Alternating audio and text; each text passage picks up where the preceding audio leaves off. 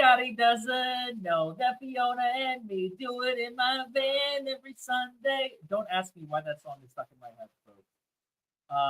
Chandler just told me a really funny story that she read on Reddit that involved that song. And the dude had to look up the song lyrics. I'm like, how do you not know the song? It's from Eurotrip. It's like the most like American movie of all time. It was 2001, I think, is when it came out. It's got Matt Damon. It's got yeah. For those of you who don't know, he actually played the band member who cheats on Fiona or whatever. I think my microphone has been turned off. God damn it! So you guys probably missed that first part, but it's okay. It doesn't matter. It doesn't matter. You guys don't need to hear my crazy antics. Scotty doesn't know that Fiona and me do it in my van every Sunday. Anyway, that's what I was singing. It's from Eurotrip. It's from Eurotrip. Oh my god. I know. I have no singing voice. People have told me time and time again, I have absolutely no singing talent. That people keep saying, like, don't lose your day job. Don't quit your day job. I cannot sing for the life of me. Cats run out of the room when I sing. Animals abandon their owners. And I'm sorry that I'm not sorry. I love singing and I'm in a good mood. Larry, this is a murder trial. You need to take yourself a little bit more seriously. What the hell is the fun in that if you're not going to be enjoying life? You know, life is for the living. I understand. I'm very sad for Jorge Torres and his family. That is absolutely devastating, but it doesn't mean that we can't have at least a little bit of fun while we're streaming. Yes. Okay. Somebody has seen it. Oh, mi scusi.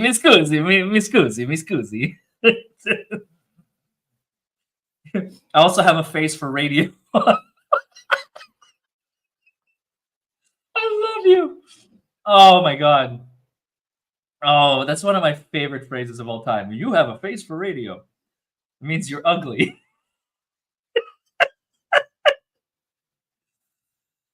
Oh, okay, folks. Sarah is getting ready to take the stand. Sarah is getting ready to take the witness stand, and we are going to.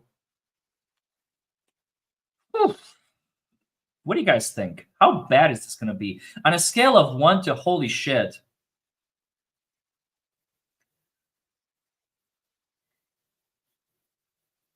I can't believe she's taking the witness stand. Lucky Larry doesn't have a face for prison. What the hell? What does that even mean? What do you mean I don't have a face for prison? I'll show you something.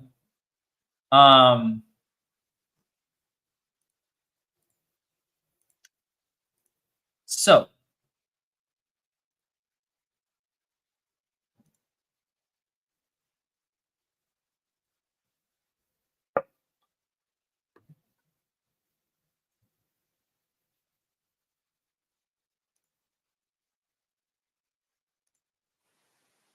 Here we go. Are you guys ready for this? I'm not ready for this.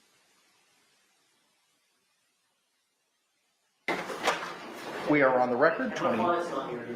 We'll wait for it. That's fine. Just hang out, baby.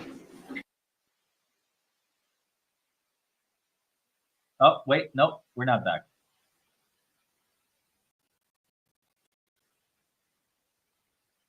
I wouldn't be surprised. Okay.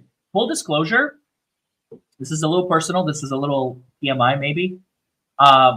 Any time that I have a jury trial, like the morning of, right before the case starts, I have to excuse myself, usually like before it starts, because my body just empties out like everything. It's the stress, it's the stress.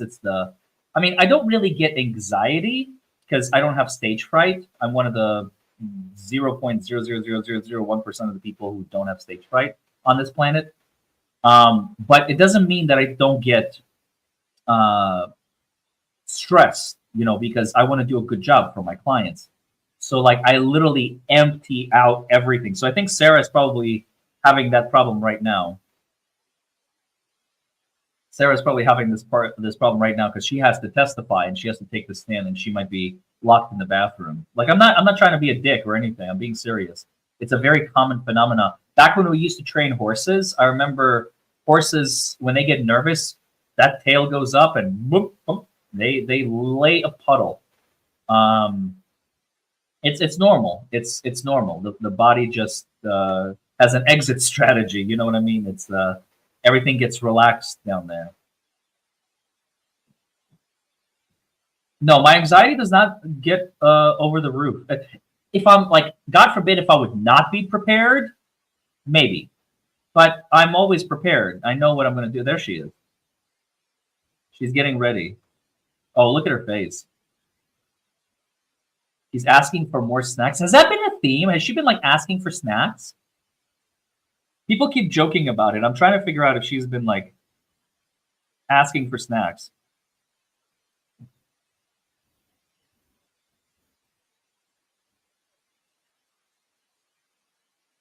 Oh, hey, Vegan Brie. She says she is a courtroom clerk, and I wish I didn't have steak fried.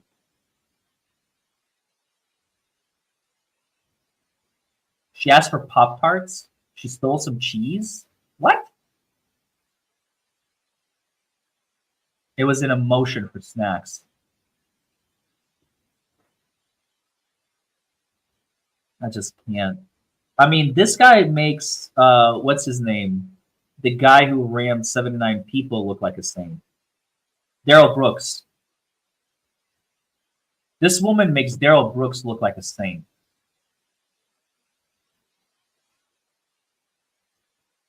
That was a case I could not handle.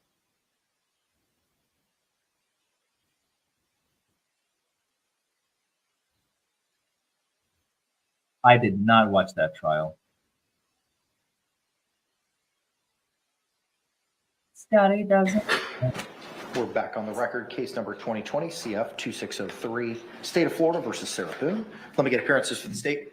Yes, Sarah's taking the state now. William J. for the state. Defense. James Owens for Ms. Boone. County Henderson for Ms. Boone. Ms. Boone is seated at counsel's table, wearing the same black jacket and blue blouse from this morning. We will be standing when our jury enters. She is in custody, but out of any restraints. As she is testifying first, once we bring in our jury, she will walk to the jury box and be sworn in front of the jury. State, we're ready to bring in our panel. Yes, Your Honor. I was able to get the redactions done. I put a disc on Mr. Owens' notebook there. Has the case number on it and 3 black dots in Sharpie.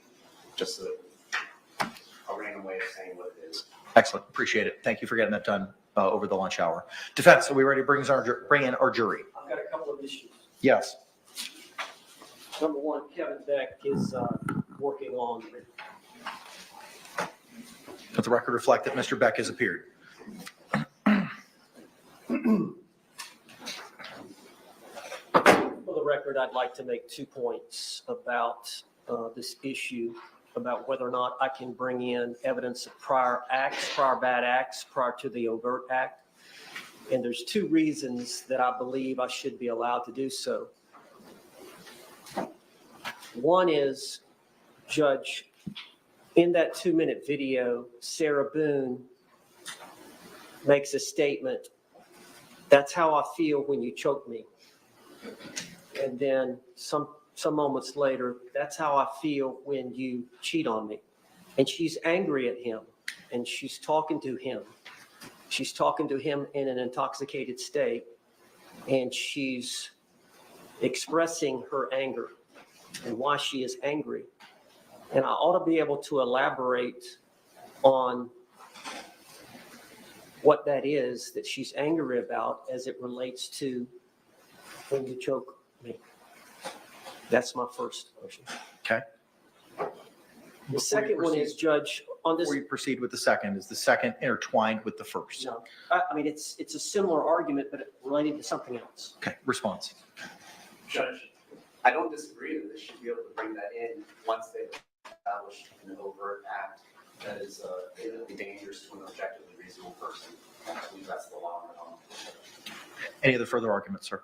Not on that issue. Motion's denied. Court again is going to rely on the Supreme Court's guidance in these situations based on Holland 916 7 2nd 750 at 1.760 through 761.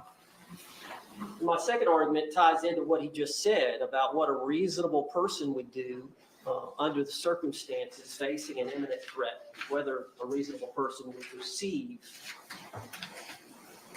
the overt act on the part of Jorge Torres that was witnessed by Sarah Boone.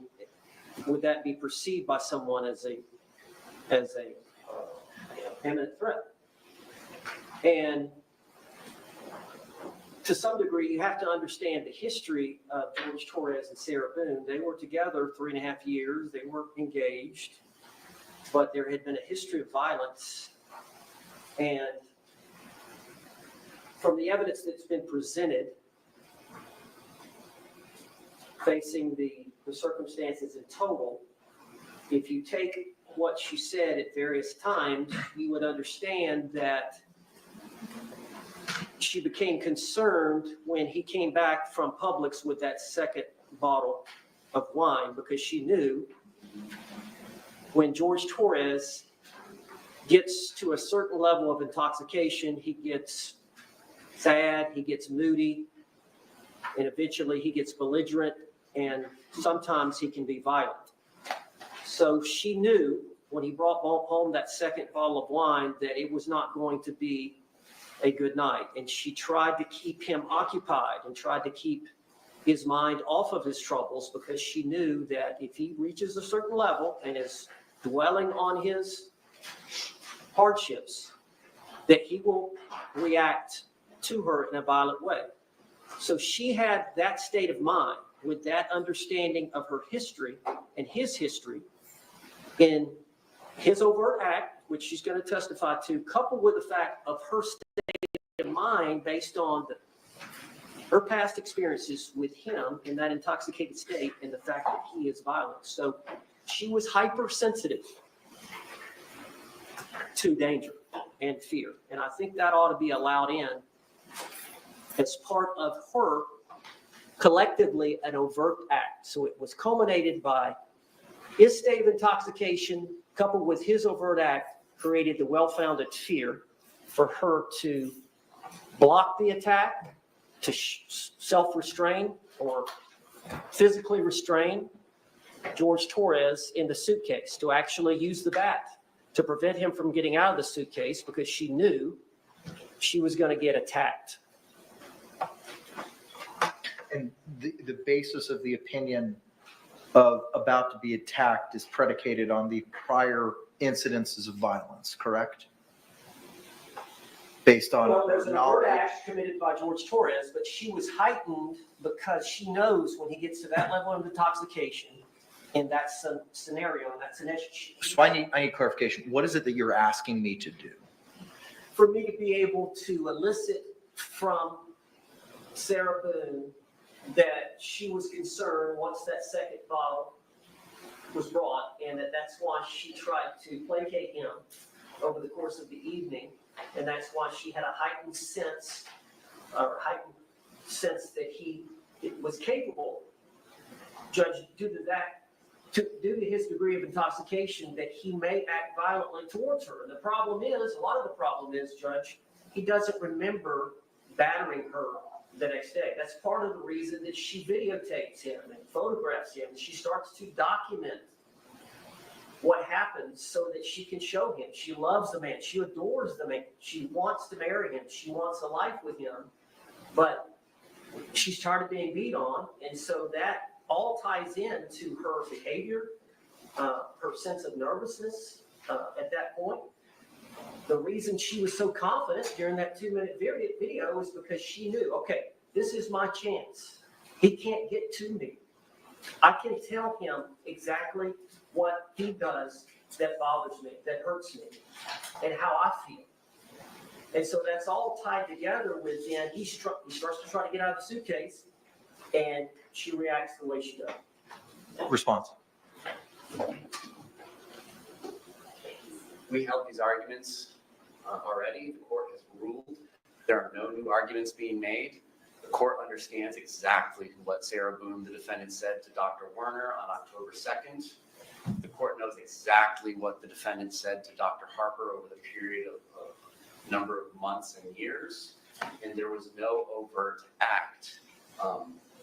The overt act has to be something that is objectively reasonable to cause a reasonable person to believe there's an imminent fear of great bodily harm or death. But the testimony is not that that's what has occurred, that there's her new testimony is this generalized fear, but you've already read that and you've already ruled on that. And I'll just remind the court that her previous testimony is, it's all fun and games, we're laughing, I zipped the suitcase shut, we're still both laughing, it's funny, and then the decedent says, I can't breathe, and then she flips a switch, gets angry because it reminds her of all the times before where she is asserting that the decedent made her feel like she couldn't breathe. And then that's when she starts beating and shuffling the suitcase so much that it flips over and hitting him with the bat. And we've covered this ground. Aggravated assault, aggravated battery, 2 independent forcible felonies. She's committing false imprisonment. She is the initial aggressor after there being no overt act. She can't start it and then say, well, I'm in fear of retaliation, because that's what her testimony was, is once I started doing these things, once I wouldn't let him out of the suitcase, I was afraid he would come out and harm me or kill me. Well, Judge, if I pull a gun on you and I say, give me everything you own on you right now, and then you in turn pull a gun on me and say, bam, bam, bam, bam, and shoot and kill me, and I shoot, let me strike that, you pull a gun on me to defend yourself, and then I shoot and kill you, I can't assert self-defense. I can't say, well, Judge Kranick pulled a gun on me and I was in fear of death, because I was the initial aggressor. I was committing a forcible felony. That's the facts of this case here, according to her previous testimony. And the state concedes if she wants to change her testimony again, that's one thing, and then we'll cross that bridge when we get there. But if she testifies that she previously has, the court has already ruled there's no overt act, and you've read the transcripts. You know what she has said. Judge, she hasn't testified. She hasn't testified. Dr. Harper's testified. Dr. Warner's testified. They have not testified. They've given depositions. Well, given depositions, but she hasn't testified about the act in question. She hasn't testified about the event in question. She had consultations and evaluations by Dr. Harper where they had discussions that Dr. Harper could relate in her testimony. Dr. Warner can say what was said during the evaluation. Again, both of those were not reported. There may be disputes. I disagree with his characterization of that assessment, but it's up to Sarah to tell the truth here today. She's under oath. She's under oath today. She's got an obligation to tell the truth. If he thinks she's made prior inconsistent statements, it's up to him to impeach her with those inconsistent statements. To the extent that you are requesting permission to go into presumably and seemingly prior bad acts, vis-a-vis, he got the wine and I know what happens when he gets it and everything that follows from that, those are bad acts. That is character. And the Florida Supreme Court has provided guidance and circumstances, specifically in Holland, on what needs to be done.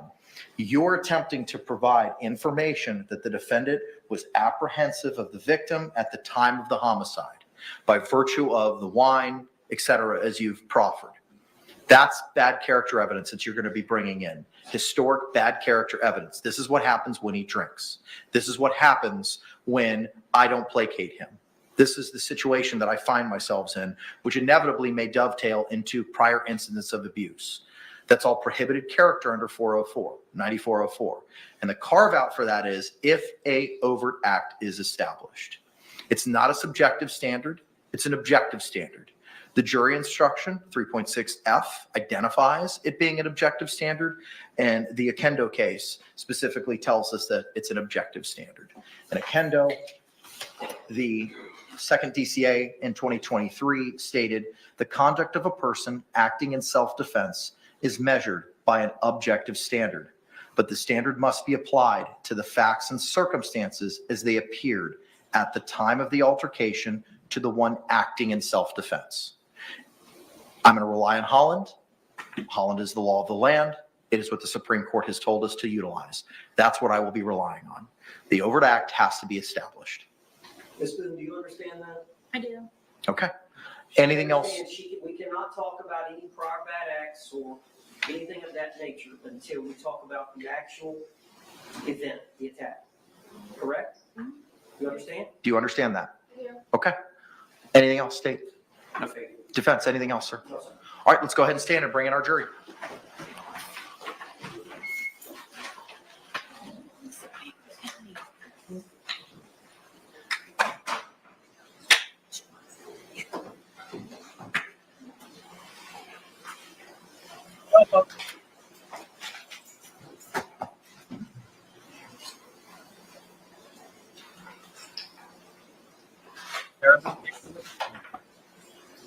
After 5 long years.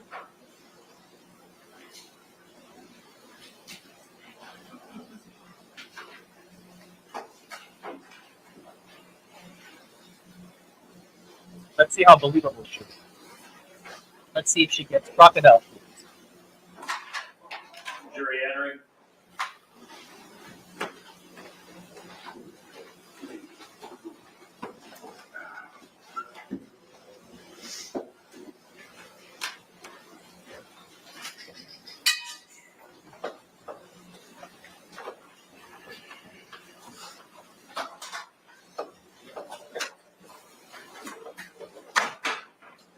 State, do you recognize our jury? Yes, Your Honor. Defense, do you recognize our jury? All right, thank you. Y'all can be seated. Members of the jury, after seated and comfortable, if you could raise your hands to confirm that you complied with the court's instructions during the break. Record reflect all hands have been raised. With that, state has rested. The defense is going to put on a case. Defense, Mr. Owens, you can call your first witness. The defense would call Sarah Boone. Go.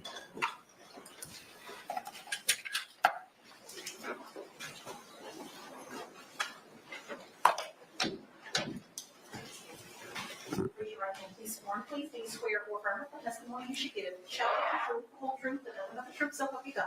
I do. All right, ma'am, you can take a seat. And if you could, state and spell your name for the record for us. Sarah Boone, 101077. And could you spell your name? SARAHBOONE. All right, thank you very much. Sir, you may inquire. Ms. Boone, would you please tell the jury where you were born and raised? Atlanta, Georgia. You were born in Atlanta? I was born in Atlanta. And how long did you stay in Atlanta before you moved here to Florida? I was 3 years old, 3 or 4. Okay. And from that time, y'all moved, you and your family, your mother and father, moved to Orlando? And my grandparents. Okay. Y'all all moved down from Atlanta down to Orlando? Yes, and my 2 brothers. Okay. And were you raised here essentially from that time on? Yes, And you resided here in Orange County, Florida that entire time? yes, Okay. And where did you go to high school here locally? I did. Where did you go to high school? Edgewater. Okay. And tell the jury, how old were you when you graduated? I was 18 years old. Now, I know you lost your mother and father. Overruled. I know you lost your mother and father in your teens and in your 20s. Is that true? I lost my grandfather when I was a sophomore in high school, and I lost my father when I was a senior. And then my mother passed away a few years after that, and then my grandmother passed away after my mother died. All right, so you were in your 20s when all that was going on? She lost all of it. Yes, Okay. And then at some point in your 20s, you met Brian Boone? I did, yes. All right. And how long did y'all date before you married? A good handful of years. I helped my family with paying mortgage and bills for the house since my father had passed away and my grandfather. So So you worked outside the home? I did. Okay. Can you tell the jury when you said you and Brian Boone dated for a while? Do you remember when y'all married? I do. Could you tell the jury when y'all were married? The year? Yeah. Um, Do you remember the date? it happened to be, yes, that after my mother passed away, that he had waited to ask me to marry him because he knew it would be, Objection, non-responsive. Sustained. Just answer the question if you can, Ms. Boone. Are you a little bit nervous? a little bit. Okay. Well, just tell the jury if you remember the date that you and Brian Boone married. August 21st, 2004. Okay. And had y'all lived with each other for a short time before that? Short time. Yes. Okay, after you married, how long was it before y'all had any children? Gosh, 6 years? Okay. And y'all have one son. Yes, What's his name? Lucas. And how old is Lucas now? Lucas will be 14 years old on the 28th. 28th of this month? Yes. So you and Brian were married and y'all lived in Orange County. How long were y'all married? For 13 years. Right, and y'all divorced? Yes. And as part of the divorce, were y'all to share custody of your son? Yes. And so y'all would split days, would that be fair to say? Yes. At some time after you and Brian split up, did you meet Jorge Torres? Yes. All right, could you tell the jury how you met Jorge Torres? I met George when I decided to buck up, I guess, and was tired of trying to patch things up with my ex-husband.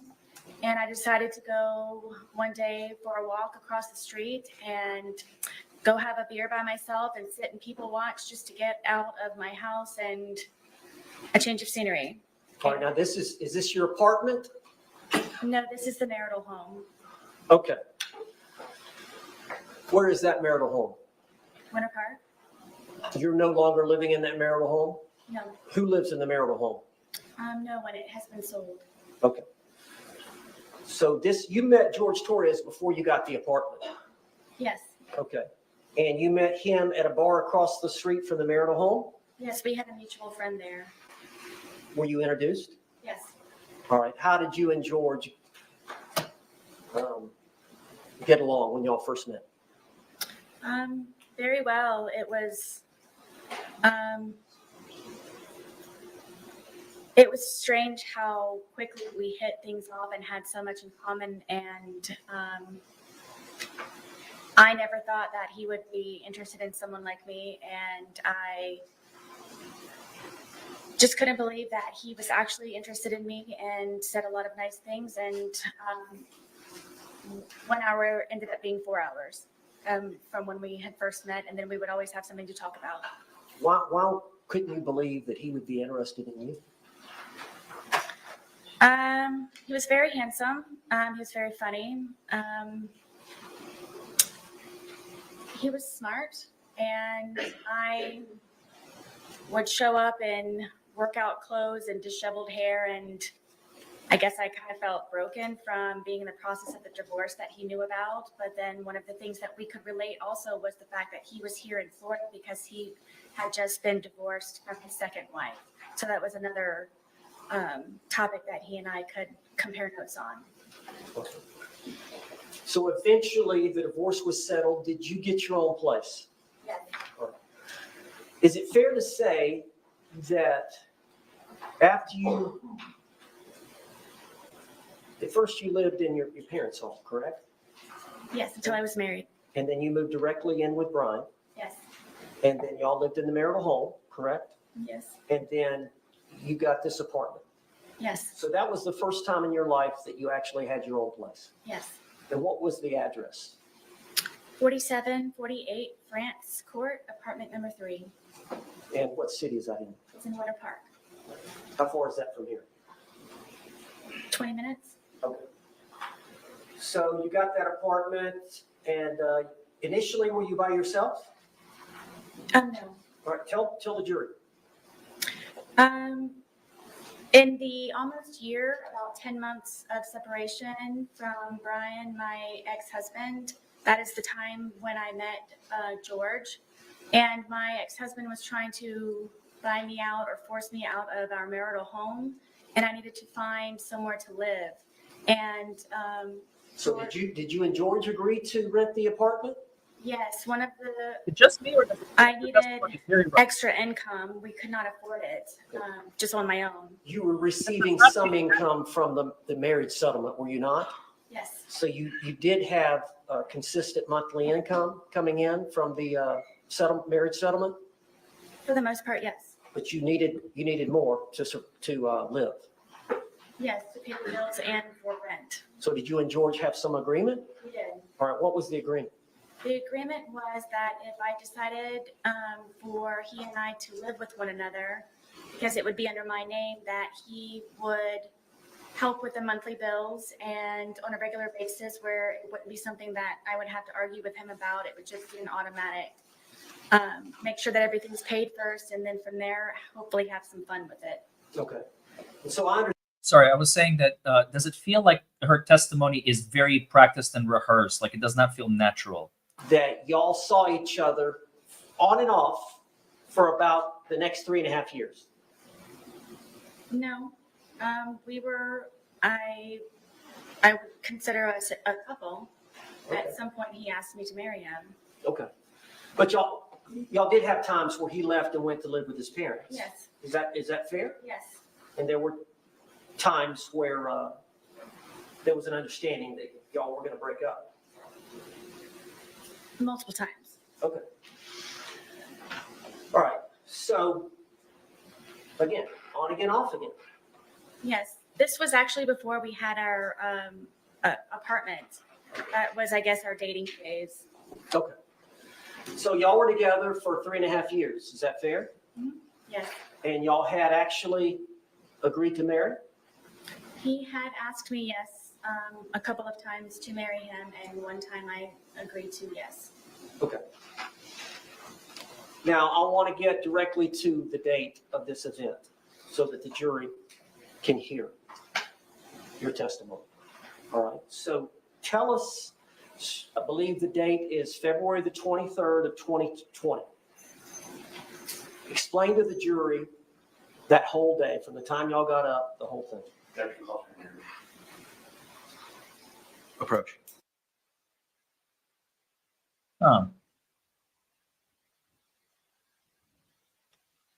Okay, hold on real quick.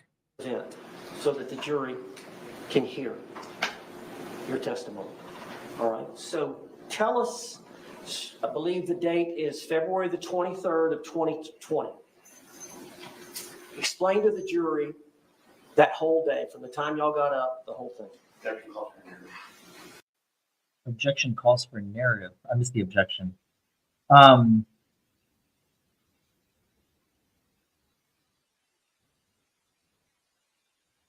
You know, it's funny.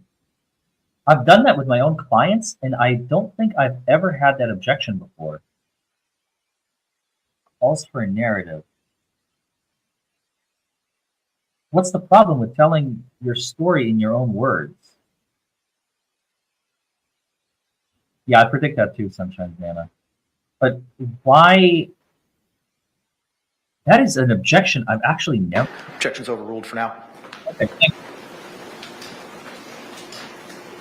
Now, Ms. Boone, let's just, instead of one long speech, let me break you up over the course of the day. So The do judge, you remember the date of February 23rd, 2020? Yes, Do you remember getting up? yes. All right, just tell the jury about that morning, what y'all did that morning, what you and George spent the night together at the apartment. Yes, at that point, he was living there. Yes.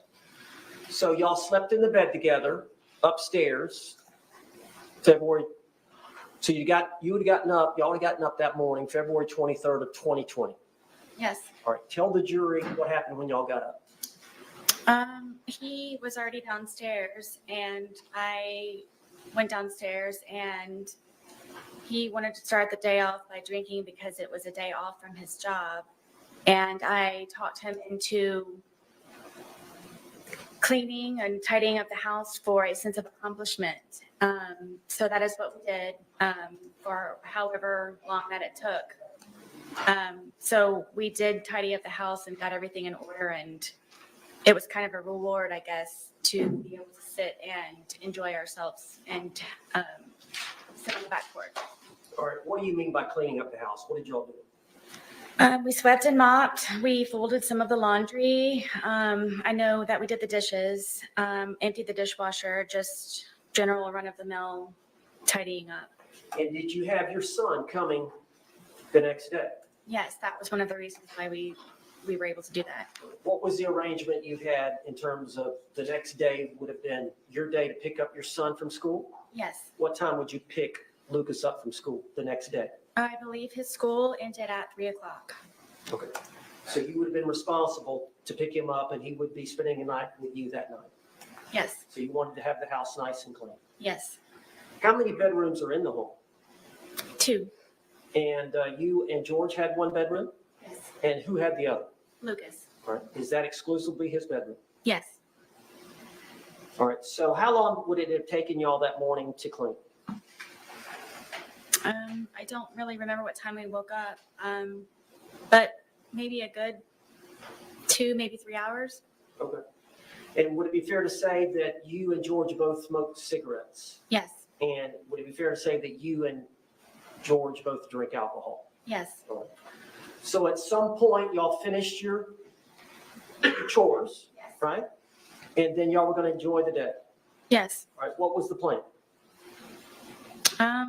It was just kind of, we've got the day to ourselves. Let's just kind of relax and go with the flow. All right. Did y'all make a decision that y'all were going to start drinking?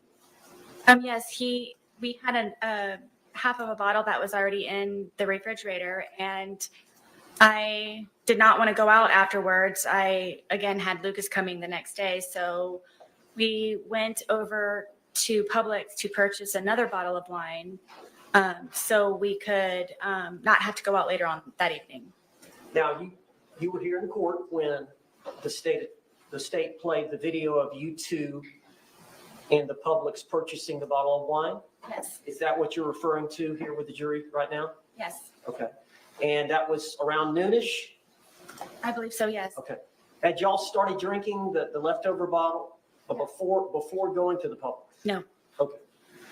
So y'all bought a bottle of wine? Yes. All right. And how did y'all get to Publix? My car. How far is Publix from your apartment? 5 minutes. How would you get there from your apartment? What do you mean? Did you have to go across any major highways or is it right there?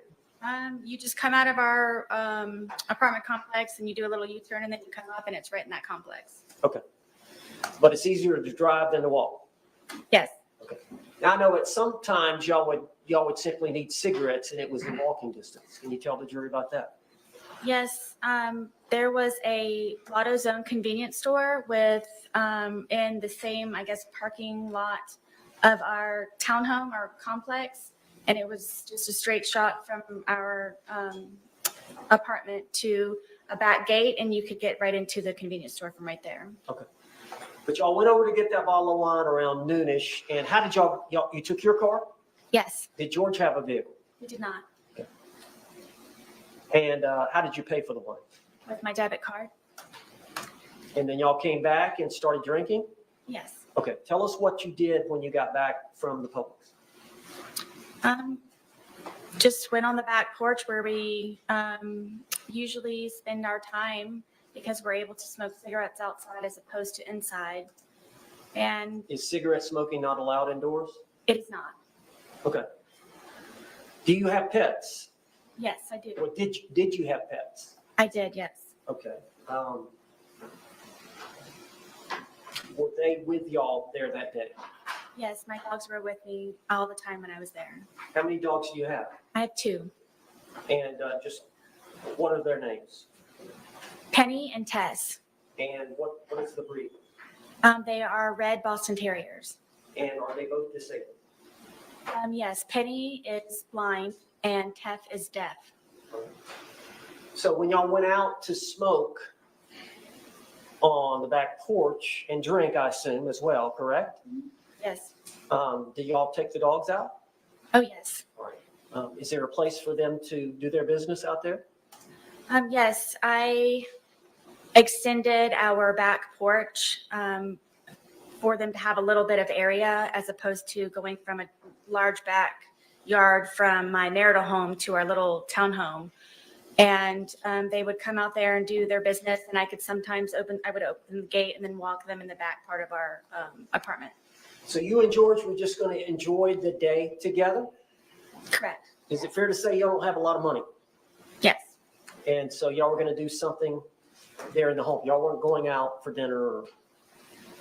Yes, we primarily, I would consider us homebodies as opposed to going out and partying and doing this and that. Okay. And how long do you think y'all were out that afternoon outside? A few hours. All right. Could you tell the jury what y'all did during that time? We have a dartboard that's out there, and we just had drinks, and we're just really enjoying each other's company and talking about, things upcoming. We both were looking for a job and just kind of, I guess, encouraging and supporting and planning. And Well, now you said he had a job. Was he looking for a job, a second job? no, the job that he had was very unstable, and at that, So he was looking for something new. yes, at that time, yes. Okay. And so during that 2 or 3 hours, would it be fair to say that y'all drank the bottle? Yes, Okay. So would it be fair to say that y'all were feeling the effects of the alcohol? yes, Okay. At some point, who made the decision to come in? I did. Okay. Why did you want to come in? I felt that George needed a change of scenery. Okay. So y'all came in, and then did y'all do anything else before he left again? Were y'all doing anything? I know y'all did some arts and crafts. What did y'all do? At some point, he went to get another bottle at Publix. Yes, after, I believe it was after it was right before, I believe, that we had gone inside. Because he called his daughters. I was trying to encourage him to call his family. Okay, now where are his daughters? His two daughters are located in Pennsylvania, And what are their names? Anna and Destiny. And how old are they? I believe that Anna is in her 30s and Destiny may be in her early 20s. All right. Does he have any more children? Yes, he has a son. And what is his son? He is in Pennsylvania also. Okay. So part of that afternoon is y'all came in to call relatives, call family. No, I had him call outside, just trying to, I guess, boost the mood. And the first daughter didn't answer, and I don't remember the reason I didn't speak to the second one. I believe he did. It was just for a moment. All right. Now whose phone were y'all using? My phone. All right. And is that common for y'all to use for y'all to share that phone? It was because George said that he didn't have a phone, so it would either be lost or given to him by his mother. So I didn't know he had a cell phone, so we would use my phone. So it was primarily your phone. Yes, Okay. And you took a lot of photographs that were on that phone, yes, videotapes, yes, text messages, yes. phone call. Yes, he and I both on the phone calls. So he would use it as well. Yes, And that phone, is that the one that was seized in this case? yes, All right, so y'all called his daughters, and then during that phone call period, did you also call his brother? yeah. Okay, and which brother was that? John, All right, now, how many brothers and sisters does George have? I'm gonna list them if that's okay. Okay, It's John, Pharrell, Isaac, Mo, and his sister. okay. And do they all live here in Florida? Yes, Are they close by? as far as I know, yes. What about his parents? Yes, They live here as well? yes, Okay. But his ex-wives and his children live up in Philadelphia? yes, Okay. So you called the girls, then you or George called his brother. yes. Was that conversation that long? No, it was not. Okay. And then after that phone call, were y'all inside by this time? Yes, at this point, I believe that it was a good time to get a change of scenery. So I thought George would be better off inside, and frankly, I didn't want to be outside any longer either. Okay. So just to get an idea, about this time is when he went to get the second bottle, or did y'all stay inside for a while before he left? No, from what I recall, I thought the day was over and it was going to be, get ready for the evening, for the day. What do you want for dinner? You know, do you have an extra load of laundry that you need to throw in, kind of thing. And that was my understanding. And This was about 5-ish or something? I don't remember the time. Okay. At some point during that time period, did George go to Publix again? Yes, I thought he was going to be walking to the convenience store, but apparently when he returned, he had gone across the street with my car and my debit card to buy another bottle of wine. What was your understanding of where he was going? To the convenience store, walking. For what? Cigarettes. Okay. And you learned obviously that he came back and you learned that he'd used your vehicle Yes, and he'd used your debit card yes, and he'd brought back a bottle of wine from Publix. correct. And you saw the Publix video of that. Yes, So he comes back with the other bottle of wine, and did he want you to drink with him? it was expected, yes. Yes. And you agreed to consume the second bottle with him? Yes. Okay. So over the course of that evening, drinking the wine, what did y'all do for time-wise? Watch a movie, music, just kind of tell the jury what you remember. I know it's obviously been a while, but. It was kind of a regular thing where I would always try to come up with entertaining activities for George, and I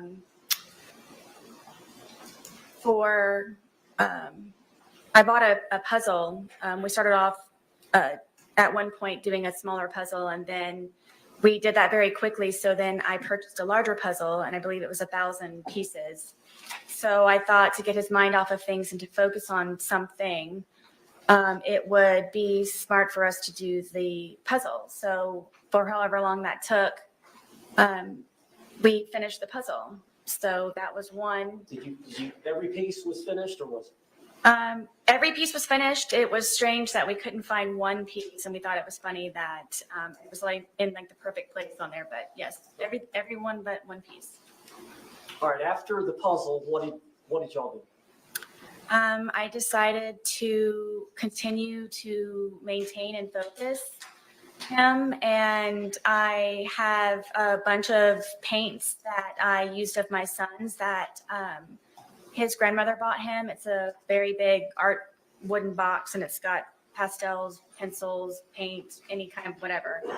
And he and I were very much into art, and with this resource, it got him very interested in being more creative. How long have you been into art? Ever since I can remember. As a child, You like to draw? I like to do anything artistic. Okay. And I know, we saw some of the pictures of your apartment, but it looks like there was pictures and artwork up. Is that all your work and George's work?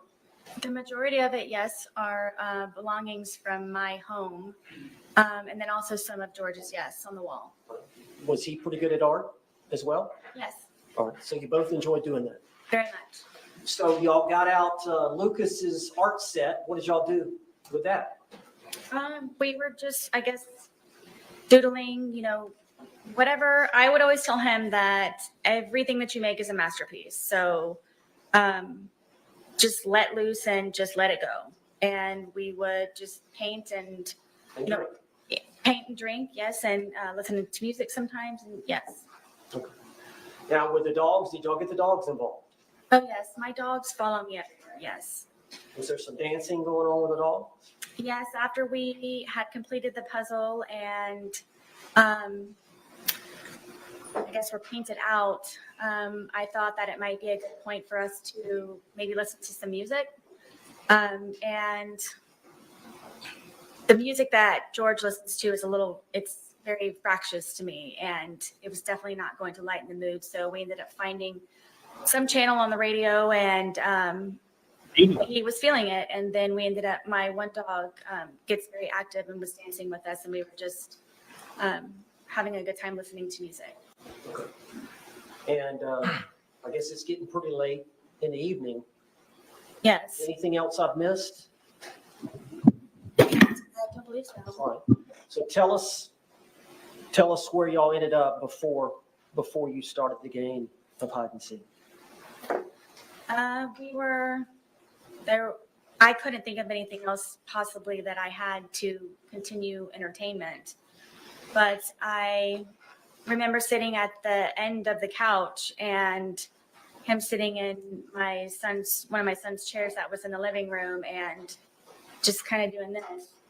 Like, what are we going to do now? Like, I very much would like to go to sleep. Had y'all finished off the that bottle that he had bought? I don't remember, to be honest with you. Bless you. Would it be fair to say that as the day wore on, the more y'all consumed? Yes. And would it be fair to say that as the day wore on, the more you consumed, the more effects you felt from the alcohol?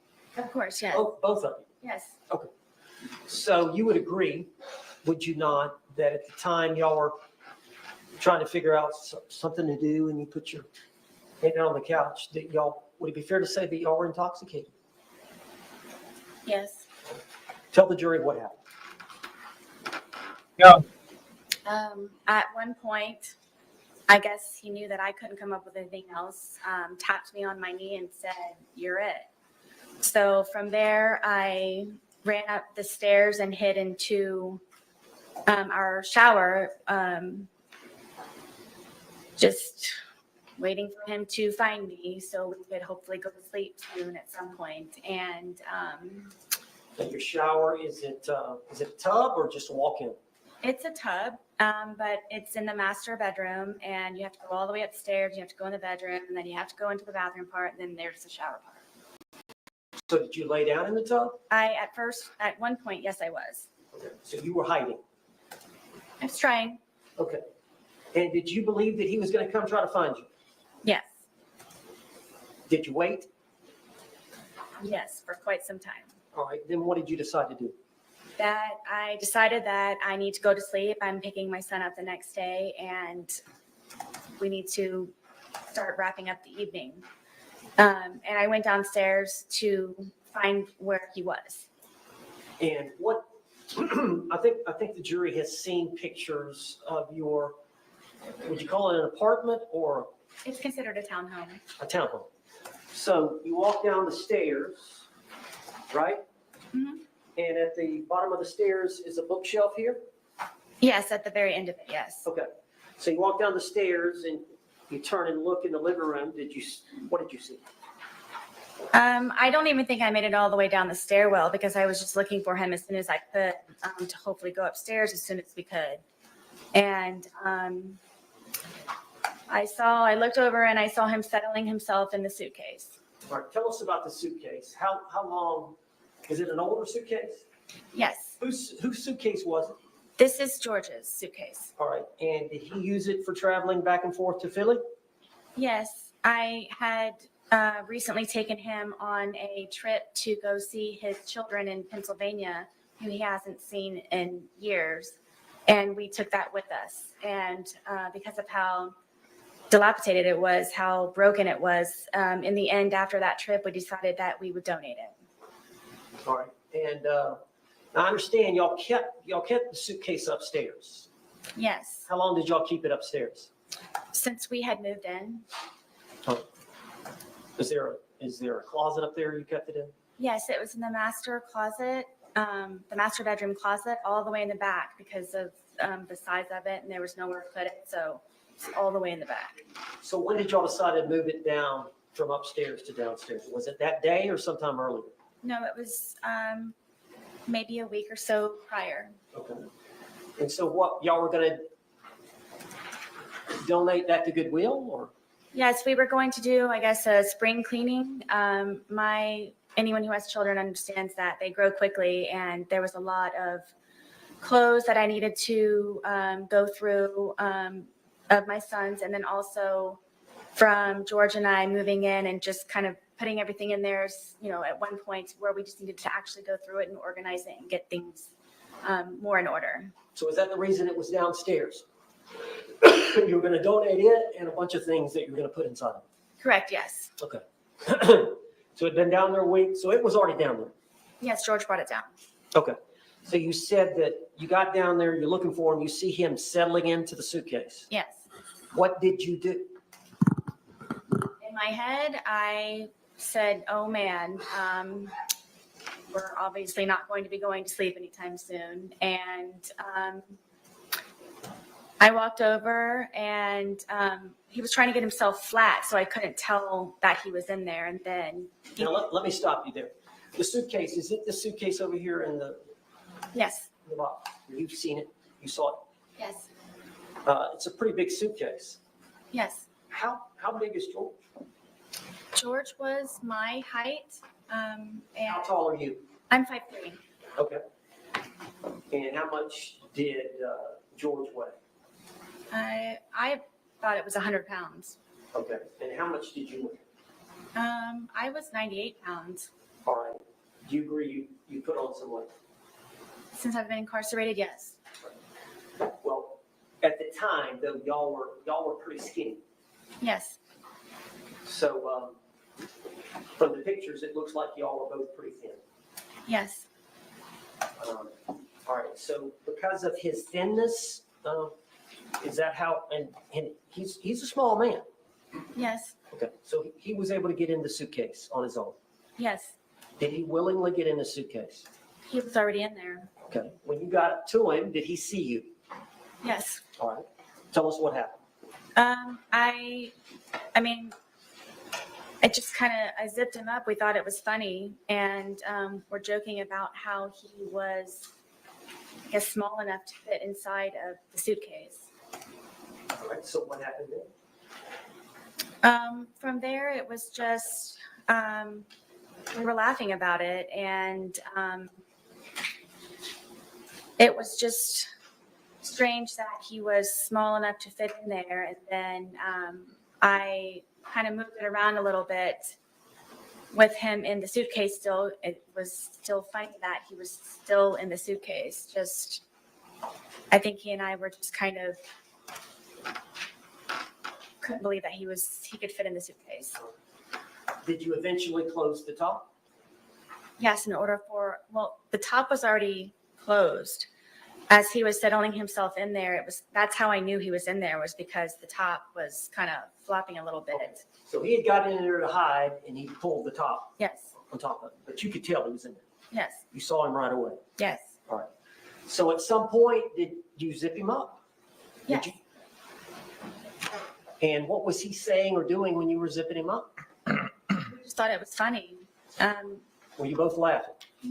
Yes, And so you zipped him up.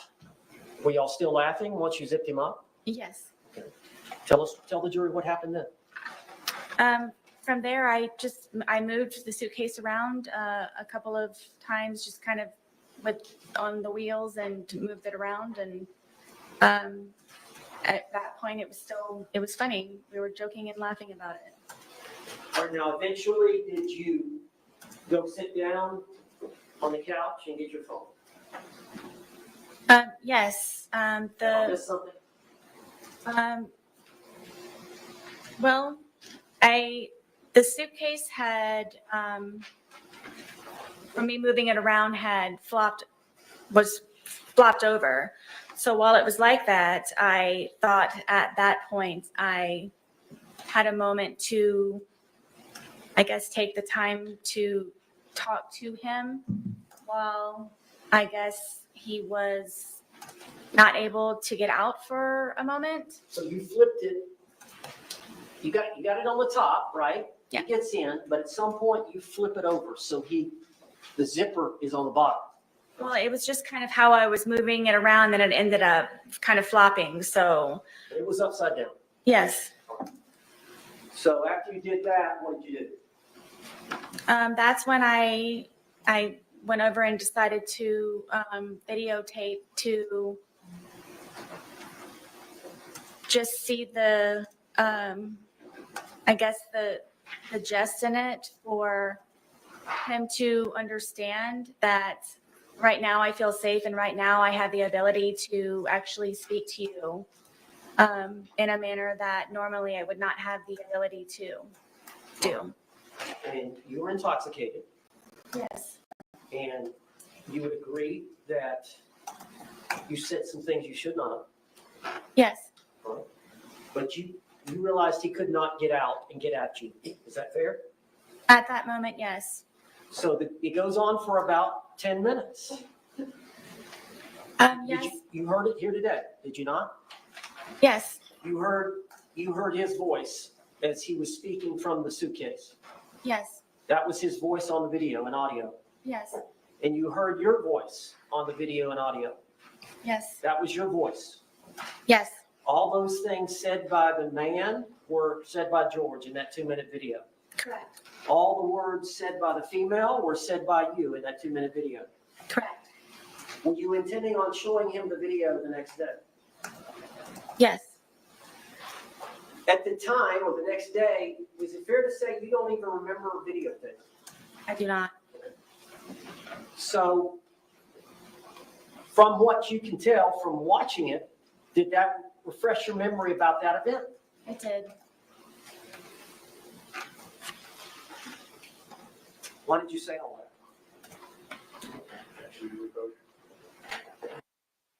Why did you say all that?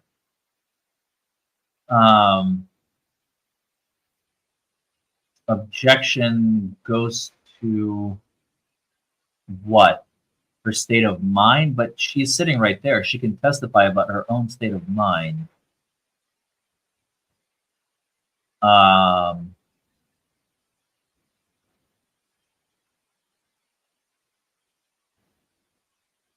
Yeah, I think the prosecution has this case in the bag, folks. Pun intended.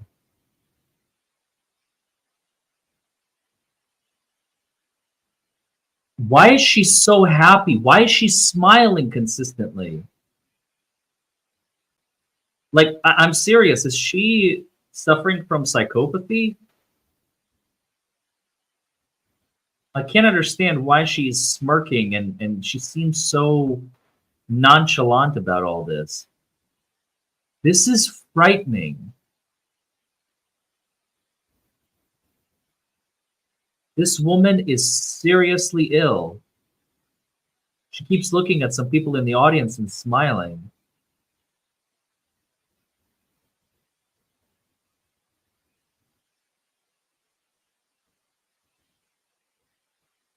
It is sadistic, sweet koala. Look at her. She's just like, she thinks she's gonna walk out of there after this. Look at her face. She just keeps smiling. She's trying to force herself not to smile.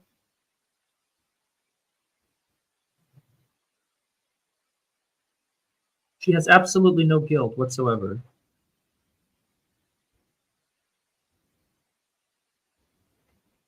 Oh my goodness. Mr. Owens, you may proceed.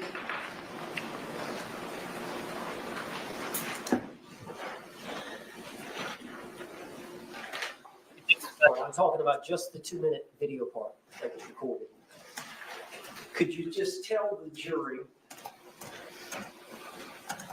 what you were feeling, what your feelings were at the time, and then explain? Oh. Just explain that to the jury. You mentioned, you talked about it before. You said he was in that confined space and it was my chance. But is that, do you want to elaborate on that or? Sure. I want you all to know that the majority of the time, am always afraid and always scared. All right, well, I understand that. Okay, I understand that. But your face says otherwise. Would it be fair to say that you had some anger at that point? I did. Would it be fair to say that you wanted to tell him off to some degree?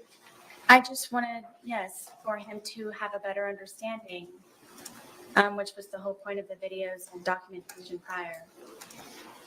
And you could tell that he was uncomfortable. I'm guessing.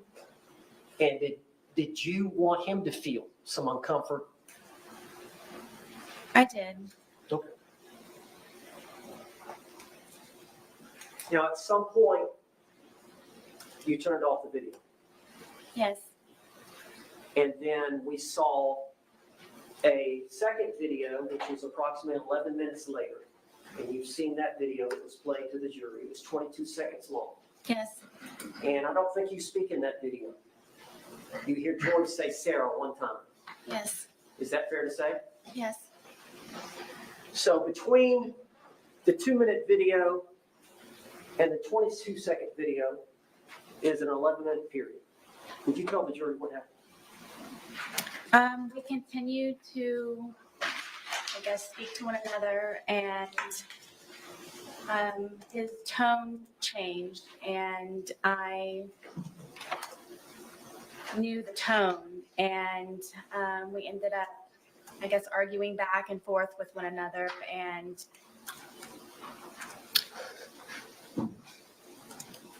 it was the things that he was saying very much frightened me, and cursing at me and threatening me.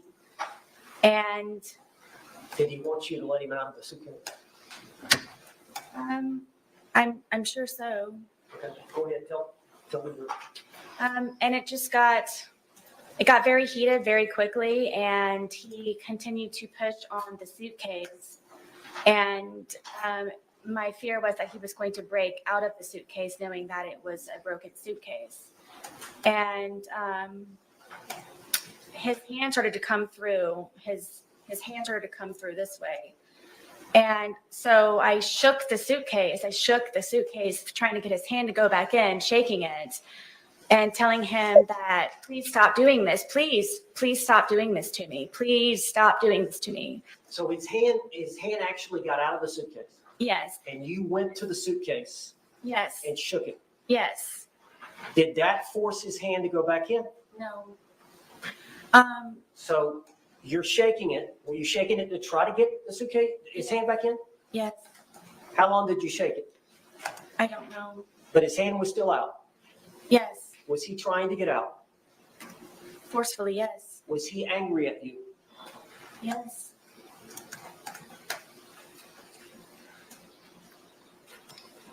Were you in fear? Always. Always? If he would have gotten out of the Always. suitcase, That is a terrible answer. what would he have done to you? Like he used to tell me, he probably would have made me unrecognizable, or I would have lost my life. Always in fear, though? Did you lose the grip on the suitcase? Yes. Where was the bat in relation to the suitcase? It was leaning up against the dining room table right there. How far was the bat from the suitcase? 3 feet, 2 feet. I don't believe Was his her. hand still out of the suitcase? Yes. And was he getting out of the suitcase?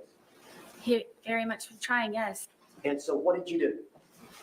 For the split second reaction that I had, I happened to see that, and I grabbed the baseball bat and was trying to poke his hand to go back in to, please don't break through, please. So I hit his hand. Did you hit the outside part of his hand? Yes. We've seen the photographs of his left hand. Did you cause the bruising there? I'm guessing yes. Now, you've seen the bat. It's a youth bat. Yes, I bought it for my son. Is this the bat you used? Yes. And you said you poked him with it? Yes, I kind of pushed, like I held it with the skinny part here and then So the grip here, prodded at it. Yes. you grabbed it with both hands here, Yes. and then the barrel of the bat, the big part of the bat is here. Correct. And you thrusted it into the different areas of the suitcase? I started with his hand, and his hand, he was still trying to get out. He was still trying to do that. So I started to push on the suitcase around it, hoping to have his hand retract and go back inside.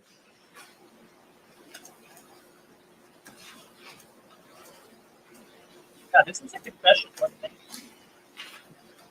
You made those injuries.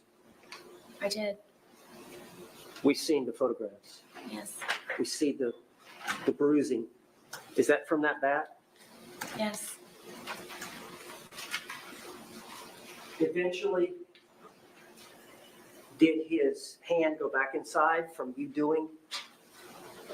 yes. Finally, he had subsided and retracted his hand.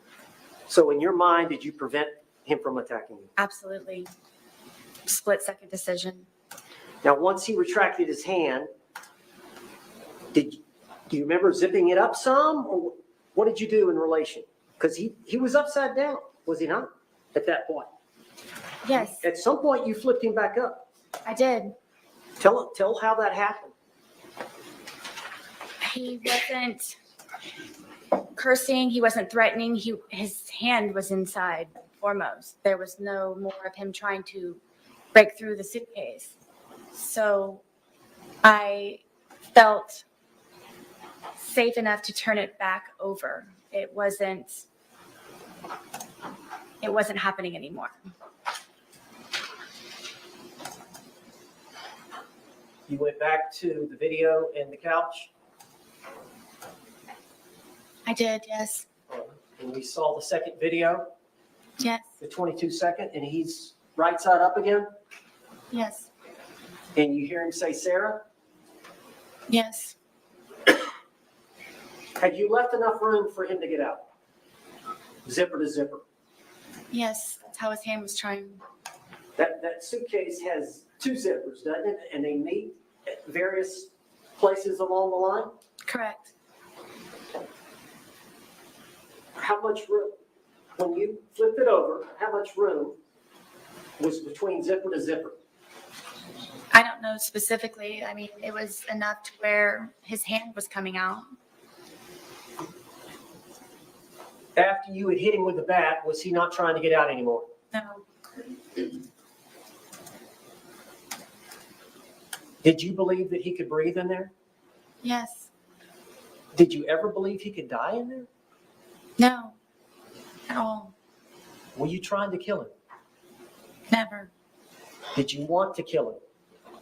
I did not.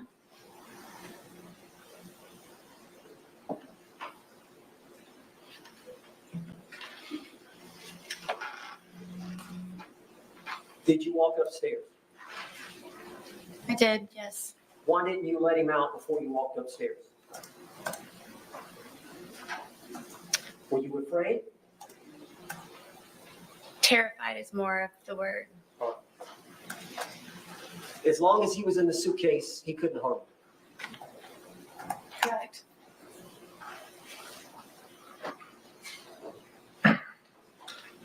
When he's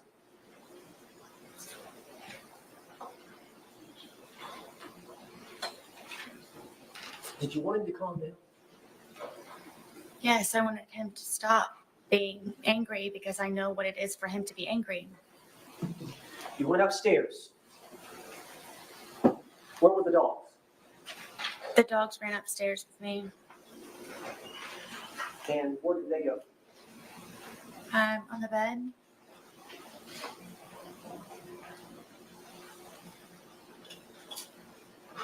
Did you have the phone with you? Yes, I know at some point you called your husband Brian, did you not? I did. Do you recall how long that conversation was? Not very long. Can you recall what was said?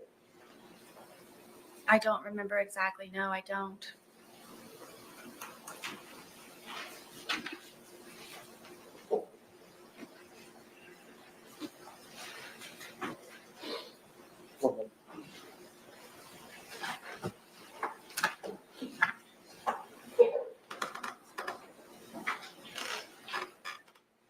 Pay for your mistakes, Sarah, just like anybody else. You're not getting away with this. Mr. Sarah Boone, you said that when he was in the suitcase, he was threatening you. Can you tell the jury what he was saying? I don't know. Am I allowed to curse? Yes. That he was going to fucking end me. And that's what made me ask him please to stop doing what he's doing to me, that he was going to, I'm guessing, try his best that night to probably take my life. But what, the threat you heard was he's going to say the word. fucking end me. Excuse me? Fucking end me. End you? Why is she smiling? He's going to effing end me. Yes, sir.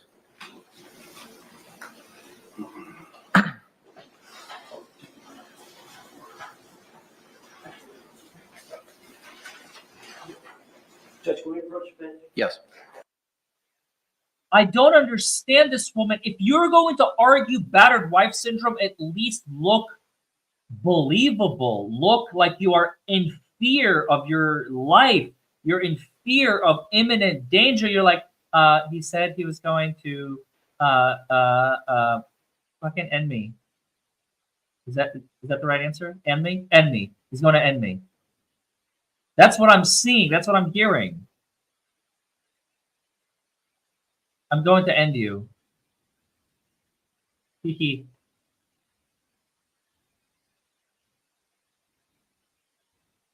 What is going on here, folks?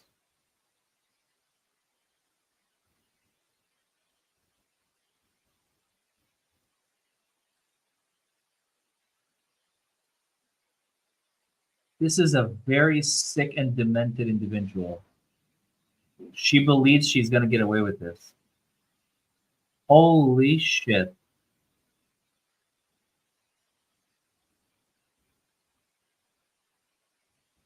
All right, members of the jury, it is 2:14.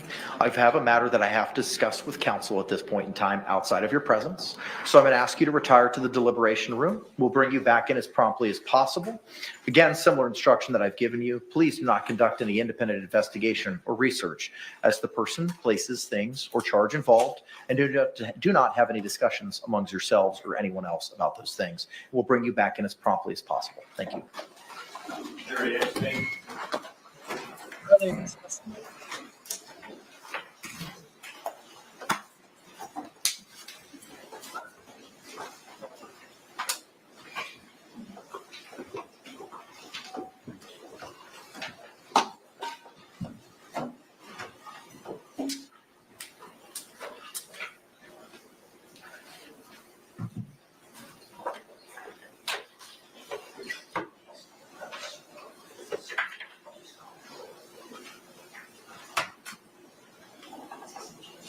Y'all may be seated. Thank you.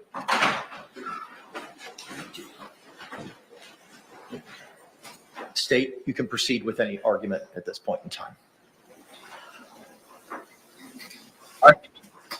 Judge, I believe that's pretty close to what we already knew from the deposition testimony, from the doctors relaying what she said for the proffer.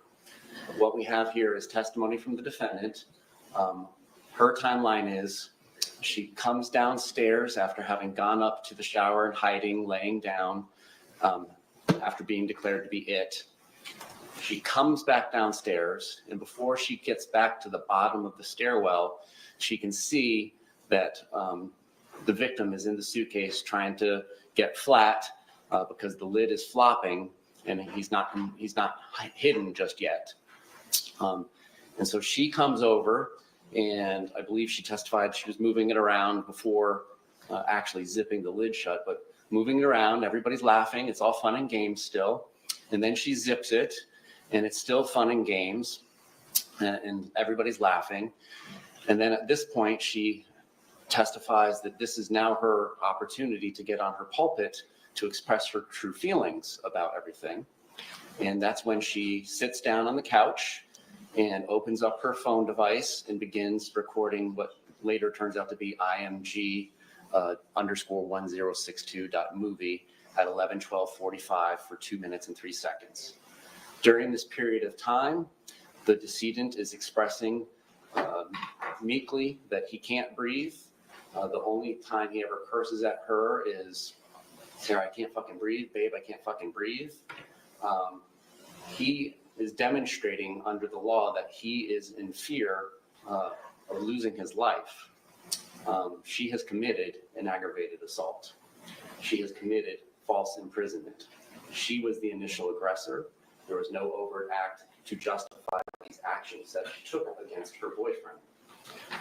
She then goes on to say that during this period of time between the end of the movie at 11:14:48 seconds and before the next one starts at 11:23, that it's now at this time, while he's still constrained and clearly unable to get out under his own power despite having his hand out, she begins beating him with a bat, poking his hands, poking the suitcase with a deadly weapon. A bat is used for baseball, but it can also be used to harm another person. And according to the medical examiner's testimony, there was great harm caused to him, deep ecchymosis bruises. She can't start to do this out of fear, like the analogy I gave earlier. If I pull a gun to rob you, Judge, and you pull a gun, I can't shoot you in self-defense. She started this. She started this. There was no overt act, and therefore we're asking for you to prevent, under the case law, any prior instances of violence, any reputation evidence, and any battered spouse syndrome evidence, because that's simply just what the case ended up being. Thank you. Response. Oh.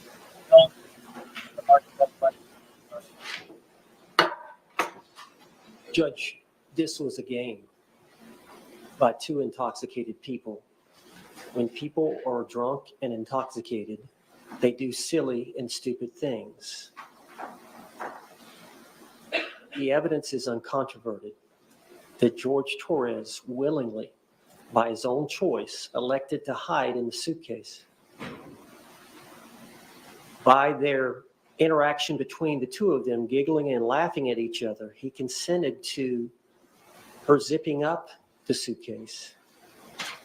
And the playful nature of what was going on during those few minutes prior to the video. When the video is turned on,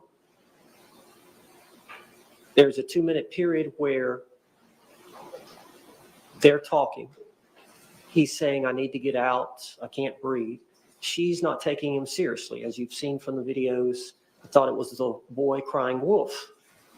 She did not appreciate the fact that he could be actually having trouble breathing. And this was a chance for him to be heard by her about how she felt about some things involving their relationship. A short time later, the video was turned off, and then that period has been testified to by my client. And that period is uncontroverted. That's a second period of time.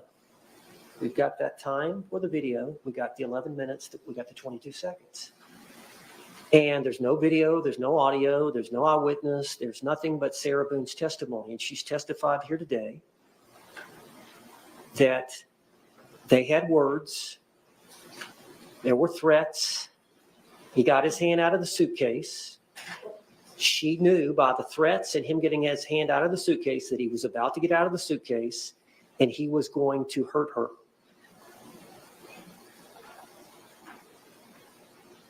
A reasonable person under that scenario would believe she was about to be harmed. She was an imminent threat of harm. She blocked that attack by grabbing the bat, hitting his hand. When that didn't work, she started poking him with the bat and the suitcase. Eventually, she poked him several times. He put his hand inside the suitcase. She put the bat up. When she realized he was not going to do that any further, she flipped him over right side up. She still had a fear, knowing that if he got out, she would be harmed. He would beat her up. She went upstairs. That is an overt act based on the discussions, coupled with the fact that he threatened her, using the word, I'm going to fucking end it for you, or some words to that effect. I don't remember her exact words, just before she went upstairs while he was still in the suitcase. If she would have let him out, and this is a crime, now this is an event involving an omission, failure to act, failure to unzip him at that point, before she went upstairs. The failure to act, the failure to unzip, which would have let him out, which would have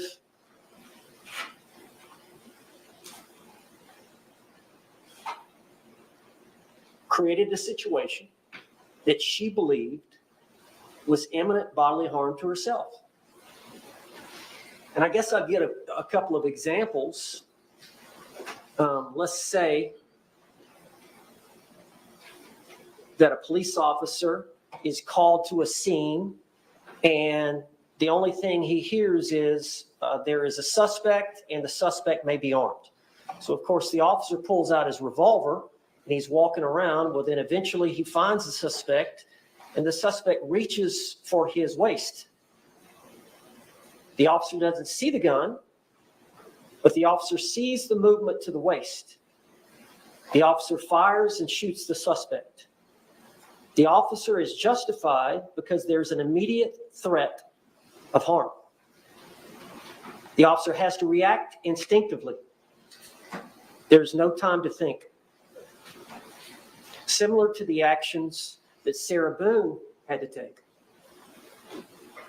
Another example, you're in a bar with your buddies and you've had something to drink and another group has had something to drink and one of your buddies gets into an argument with one of the buddies on the other party. And one of your friends, seeing that it's being escalated and the guy that's arguing with your buddy is aggressive, more aggressive than your buddy is. Your buddy's trying to settle the thing, but this other individual, maybe he's had too much to drink and he's more aggressive. So you go around behind this individual, and before he's able to strike your buddy, you grab him, you lock him up. That's physical restraint to block an attack. Or you grab him by the neck and you choke him. Physical restraint to block an attack. That's what she was doing with the suitcase. If she let him out of the suitcase, she was going to be harmed based on him trying to get out with his hand, based on the threats he made while he had his hand out, and based on the threats he made while he had his hand inside just before she went upstairs. Thank you. Thank you. Court's going to re-review all the case law that it's obtained in its research in this matter and come back with an oral ruling momentarily. Thank you.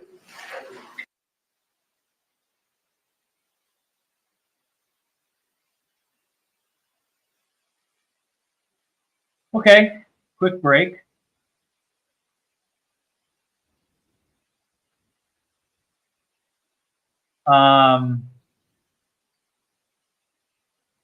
There's no way she's getting off. 6'3" soldier. I do not believe that. So what they're arguing about, the defense wants to have in the jury instructions, I imagine, an instruction of self-defense, battered wife syndrome. The prosecution is saying there is insufficient evidence in the record based on her prior testimony and the testimony here in court that the battered wife syndrome self-defense should be included in the jury instructions. And now the court has to rule, does the jury get to decide on a self-defense instruction in the first place? Because if the judge rules the jury doesn't get to decide the self-defense instruction in the first place, all she's looking at is, was it murder or manslaughter? And if so, how much is she serving? Now, as I understand, juries in Florida don't get to decide the verdict, the penalty. They only get to decide the verdict. So guilty, not guilty. And then the judge decides the sentence after he or she, in this case, he listens to mitigating circumstances. I don't know if it is going to be the same in this case, but I know in a lot of cases in Florida, they decide, like I said, juries decide guilt or innocence, and then the judge decides penalty. So in Kentucky, they would decide like life in prison, 15 years, 10 years, whatever the minimum is. In Florida, it's a little bit different. So now the judge is going to determine whether or not the jury is even going to hear this mitigate, not cure, sorry, to have it in their instruction, to have it in their instructions, whether or not they're going to even have the option of deciding battered wife syndrome self-defense type deal. And the case law is very specific. No, Hey, everybody. Thank you. no. The case law is very, very specific.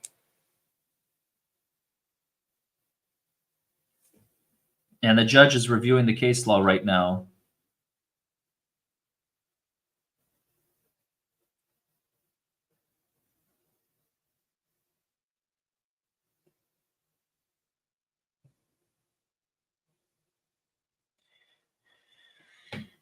There's very specific case law that the judge now needs to review and determine whether or not he's going to allow the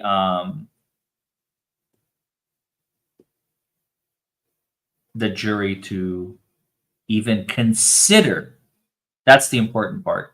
Even consider such evidence when they go to deliberate. That's rough. That's heavy. If they can't even consider such evidence, then I mean she is cooked completely.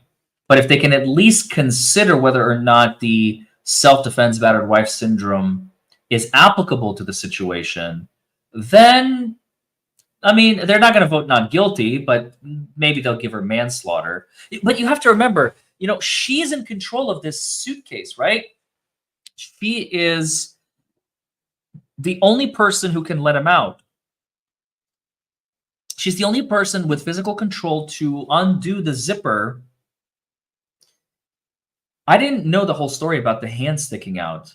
That really changes the circumstances, in my opinion, because she goes from a passive, let's say a passive participant, to an active perpetrator, in my mind, at the very least.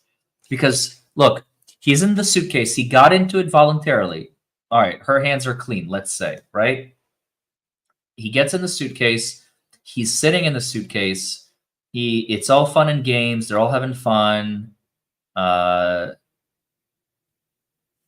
Everything is going great. And then all of a sudden, the mood shifts. Like, hey, let me out. I want to get out. His hand is sticking out. And she starts like bashing it with a bat. No, get your hand back in there. Oh, you're not getting out of the suitcase. And then she leaves him there overnight after venting to him.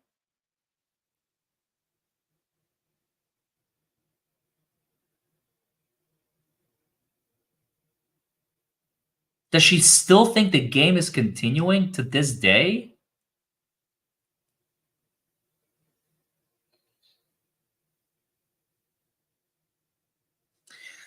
Look, I have some familiarity with battered wife syndrome. Not a whole lot, I'll be honest. I have a little bit. The one thing I would expect from a victim, I mean, look, I hate to compare her to Amber Heard, but that is what I feel is exactly what we saw here today. We saw an Amber Heard type saying, I have been battered. I have been scared. I have always been scared. I am scared for my life. I was scared for my life at that time. Like, that's all I'm hearing. Like, a true person who has been scared would be like, I am absolutely petrified of what he was going to do. Like, you would see some emotion, like something. Her face didn't even change. She was just like a robot. I am scared. I am fearful. He was going to kill, and he was going to end me. That is not a human being that is afraid for their life. I don't buy it. I don't believe her. I don't have any remorse for the punishment that she's going to get. Completely emotionless. So,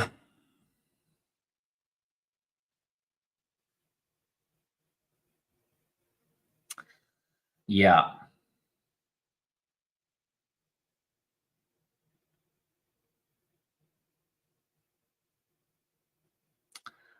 I don't think the jury is going to take her side. They need more. This should have never gone to trial. This is a horrific case. Horrific case. To die like that, to suffocate in a very uncomfortable position. Even if, let's assume for just a second, okay? You're Sarah Boone, God forbid, but put yourself in her shoes for just a moment. She is scared for her life, okay? Whatever. She leaves a man in a suitcase for overnight. So, like, I don't know, what is that, 10 hours minimum? 12 hours? She goes to bed. She's like, I'm going to teach him a lesson. Okay, let's pretend for a second. I'm going to teach him a lesson. He is not going to fuck with me anymore ever again.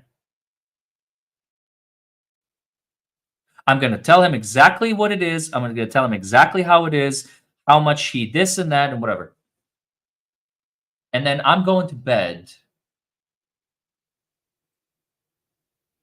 I'm going to go to sleep now. And when I wake up, I will let him out. She wakes up. She opens the suitcase. Oh, shoot. He's not breathing. Oh my God, he's not breathing. Oh dear God, what have I done? What did I do? Da da da da da. Woman, you're still responsible for the death.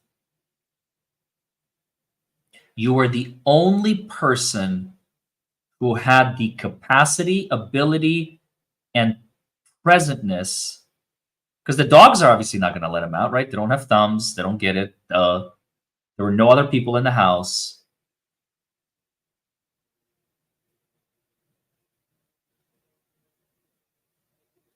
She is the only person who could release him from the suitcase. She's the only person who has the responsibility to make sure that he is okay.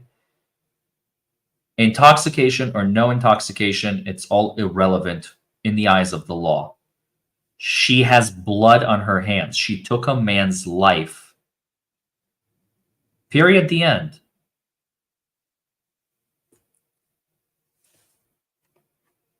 That's why she should have taken the plea deal. Exactly. Carla, if I was her lawyer, I mean, God forbid, but that's why she's gone through like 10 lawyers, because every lawyer's advice was, look, woman, take the deal. Take the deal. Take the deal. Nope, nope, nope.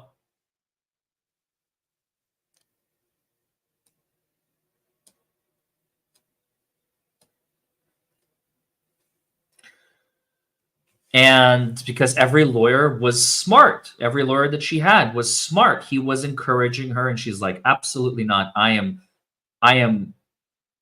It was an accident. Let me give you a different set of facts, folks. Let's say Sarah Boone is driving a Ford F-150 down the highway. She's barreling down, going 65 miles an hour. A person cuts her off in a, I don't know, Toyota Camry. She hits them. They flip. They die. Complete accident. She had zero intention to kill the person. She's sober. The person just passes away from the injuries. Would there be a criminal trial there? Probably not. Almost certainly not. Why? Because it's an accident. She was driving down the highway. Let's say if she had a dash cam that can show the person cut her off or the person lost control and she ended up hitting them and they ended up passing away. There's a very high possibility that you can have blood on your hands and be completely factually innocent. Accidents happen. Things happen. people sometimes contribute to their own death on complete accident. There is nothing impossible within the realm of the law to make things an accident. Things happen. But when you are the sole person responsible to release the person from captivity that, yes, he put himself in. She didn't shove him into the suitcase. He voluntarily walked in there, but she had the power to release him.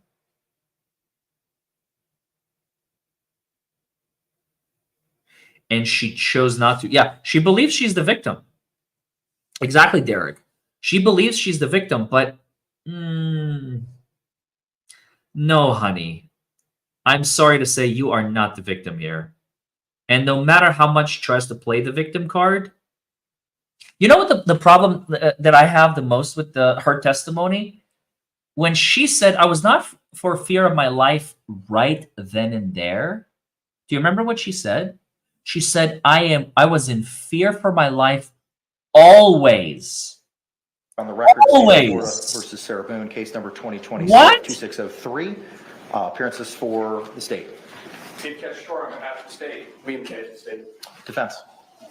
James Owens from Miss Boone. Connie Henderson from Sarah Boone. Kevin Beck on behalf of Sarah Boone. Ms. Boone is currently seated at counsel's table, wearing the same clothing from this morning. Court has the opportunity to review the case law, review the arguments provided by both the state and the defense. Court finds that a overt act has been established. The case law is clear that a scintilla of the providing of an overt act is sufficient to provide the self-defense jury instruction. Really? An overt act is not something that's specifically defined in Florida case law. It's something that's from the totality of the circumstances, seemingly under the authorities that the court has reviewed.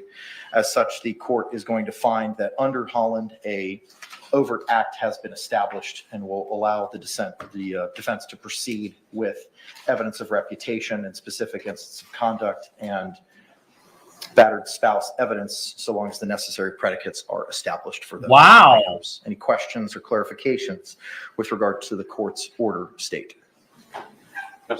Defense. I think it would help if we went through my exhibits involving the blow-up photographs and these other photographs, because I think some of it was contingent on the court's ruling. So I don't know if you want to try to deal with all of them one at a time in front of the jury, or whether we want to just talk about them ahead of time so that we know.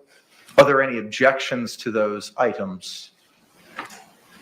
It depends on the items. I was shown a lot of different things, including like a rap sheet between the victim and the defense. So we need to, I'm happy to take care of some of this stuff in advance. I'd rather do it now. Yes. So that's not up, down, in and out with the jury. So. All right, go ahead, Mr. Owens. What do we got? Well, I had the clerk go ahead and mark everything. Some of it is a composite. Is this it here?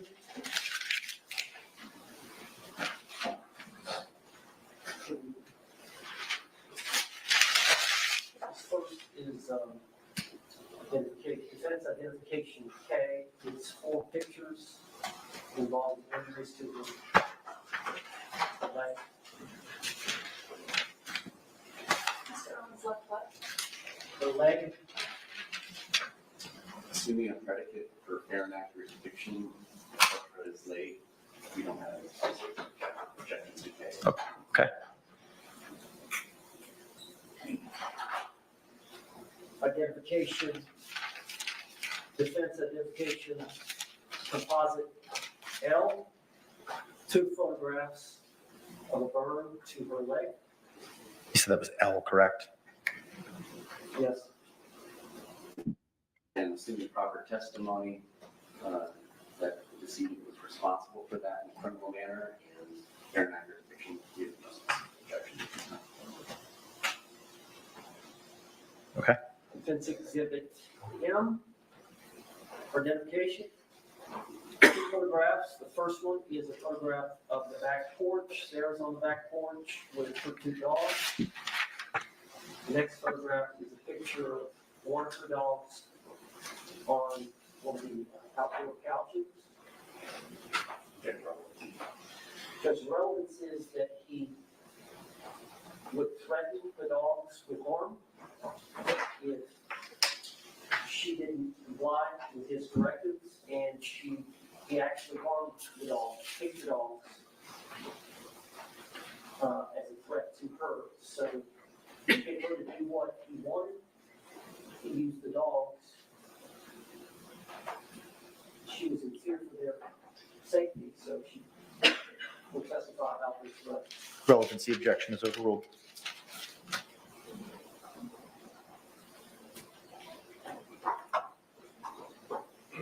Identification, difference identification number N, or letter N, one photograph.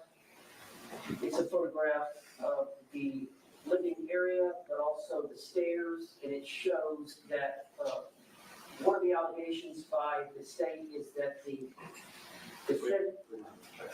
Okay, no objection. No objection to, assuming all the normal practice. Judge, this is where he took a bat. It's 5 photographs where he took a bat to the TV, to Sarah's TV. My understanding, is this O? This is still O, correct? Yes. My understanding from the state is there's no objection so long as the foundation's established. Yes, sir. Thank you. We also intend to introduce the video. There's a short video on It's under State's Exhibit 2, we're not objecting to that. Okay. As long as the foundation. No objection so long as foundation is established.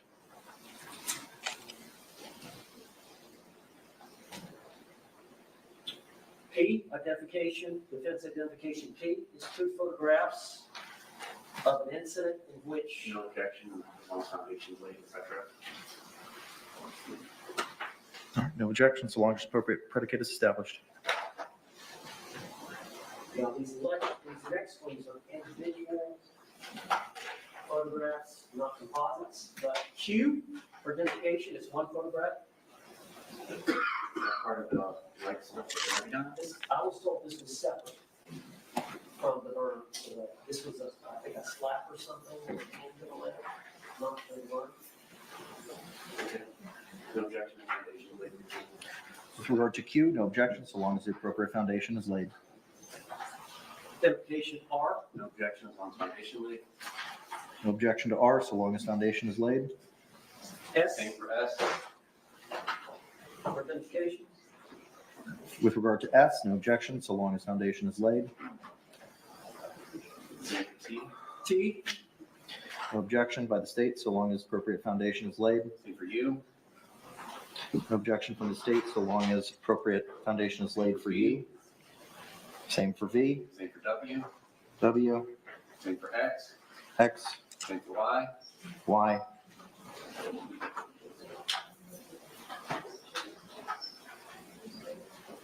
That's lower.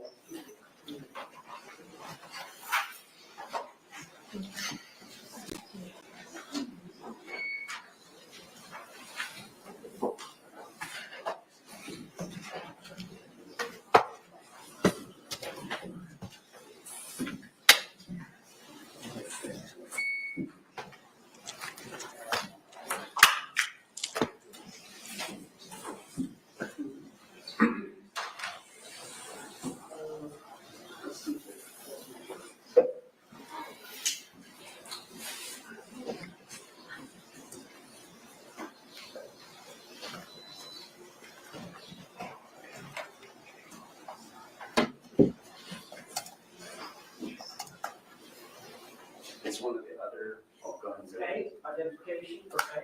Were these the ones that we addressed pre-trial? Yes. Okay, thank you. No problem with that being demonstrative aid.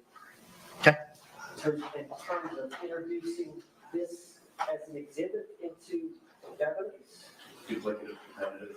Is it contained in K through Y? Yes. Then, is that accurate? I believe so. I know the clerk probably doesn't want to blow up, but If it's it's going to be easier to handle, the clerk to handle the 8.5 by 11. if it's, I'll allow you to use it for demonstrative purposes, but I'm not going to accept it in evidence as it is duplicative. What's already in evidence is X, defense pre-marked X. And then identification C. Same thing, same photographs. That was it was one of the earlier ones we addressed. M or N was the staircase. Okay, for the same reasons, you can utilize it for demonstrative purposes, but it's duplicative as the exhibit itself will be entered into evidence, presumably. D, identification. Same thing, it's one of the photographs and it's on the state's digital. Any disagreement that it's included in your pre-marked? I agree. Okay, then same ruling. It is duplicative. You can utilize it for demonstrative purposes. Identification E, Same thing. Is it included, sir, in K through Y? yes. Then for the same reasons, it's duplicative. You can utilize it for demonstrative purposes only. F, for identification, Same thing. It's included in your submittals. yes. All right, same ruling. It's duplicative. You can utilize it for demonstrative purposes, but it will not be accepted into evidence. Identification G, Same thing. Is it included in your submittal, sir? yes. All right, for the same reasons, I find it's duplicative. You can utilize it for demonstrative purposes, but not seeking it into evidence. H, Same thing. yes. Same ruling. You can use it for demonstrative purposes, but it will not be received into evidence by virtue of it being duplicative. Identification I, Same as T. Any disagreement with that, sir? no, sir. All right, same ruling. Court finds it's duplicative. You can utilize it for demonstrative purposes. Identification. Madam Clerk, Hang on, is that the house? it's either Delta or B. I think that's Bravo. Is it the defendant on the porch with the two dogs? Yes. That was pre-marked before trial as Bravo. B. That's a B. Same. Same. It Yeah, was a little bit. JW original. as defense M.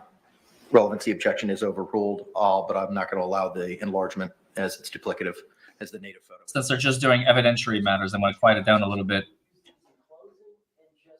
I'm actually a little surprised that the judge allowed it in.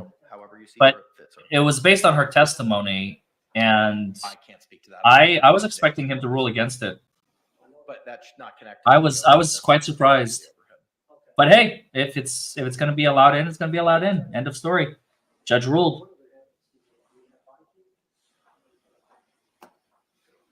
We'll see. We'll see how it goes.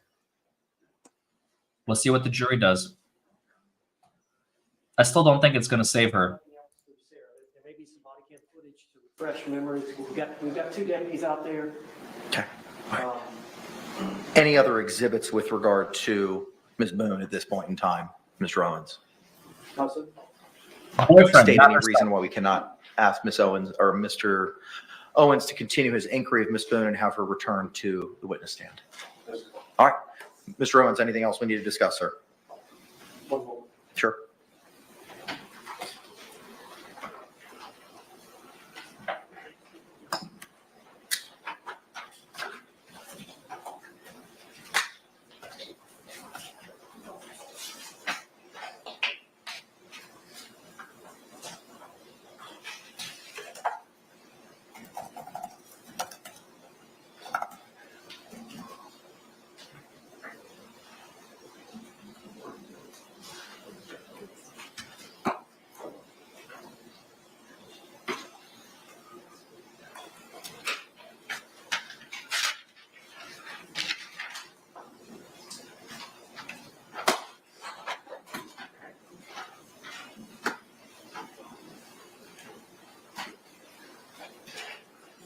Judge, I think we're ready. Okay.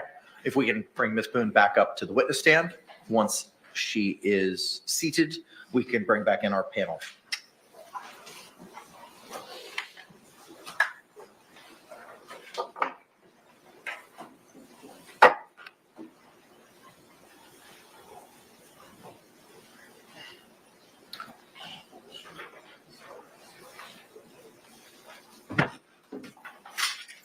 Let's go ahead and stand and bring back in our panel.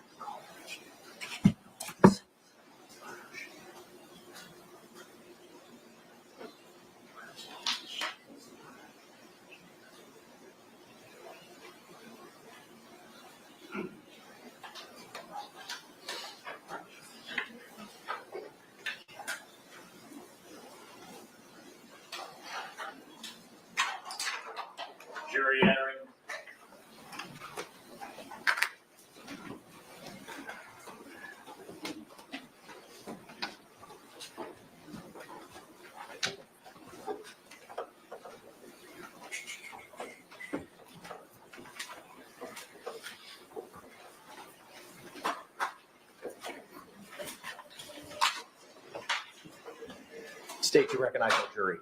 Yes, sir. Defense, you recognize our jury. Yes. All right, thank you. All can be seated. Members of the jury, again, you could, once seated, raise your hands to confirm that you complied with the court's instructions during our last break. Record reflect all hands have been raised. Mr. Owens, you may continue with your inquiry, sir. Thank you, Judge.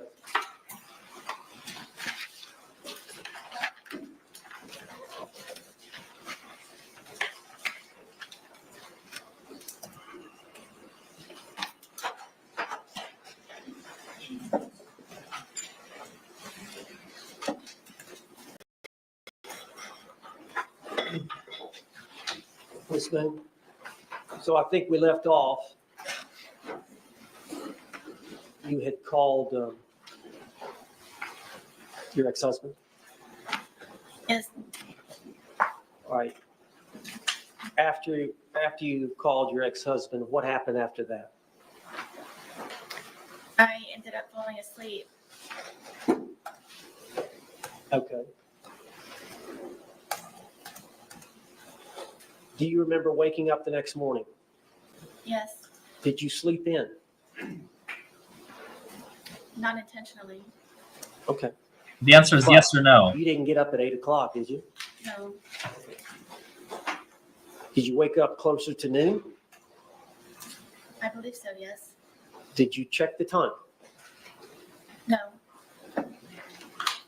Now, did you hear your phone ringing? Yes, my phone. And did you answer it right away? No.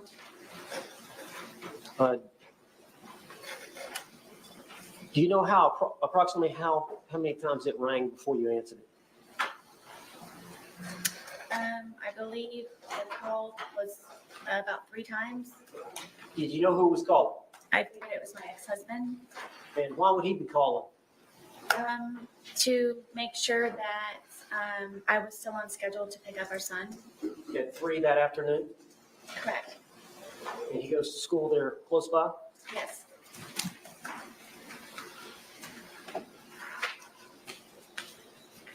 All right. When you woke up, did you stay in bed for a while? For a little while, yes. Or tell the jury what happened when you got up. I knew it was my ex-husband calling repeatedly. I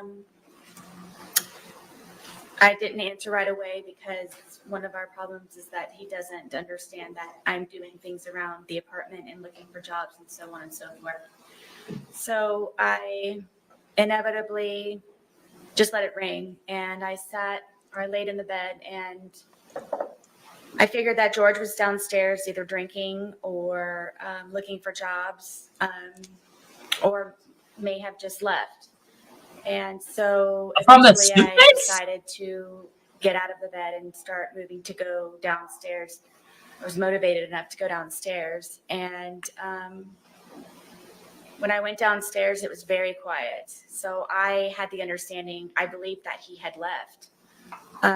And Did you check to see if where would he be looking for a job at? usually on the couch, he would have my son's laptop, and he and I, which we would share. Y'all only have the son's laptop, Correct.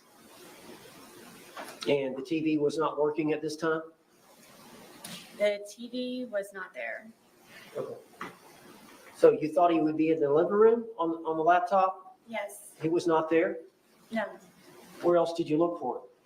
I looked on the back porch. I went through the front door to see if my car was there, thinking maybe he had taken my car. I checked the bathroom, and when I was checking the bathroom, I saw the suitcase, and I remembered about the night prior, and I unzipped the suitcase Let me and stop you there.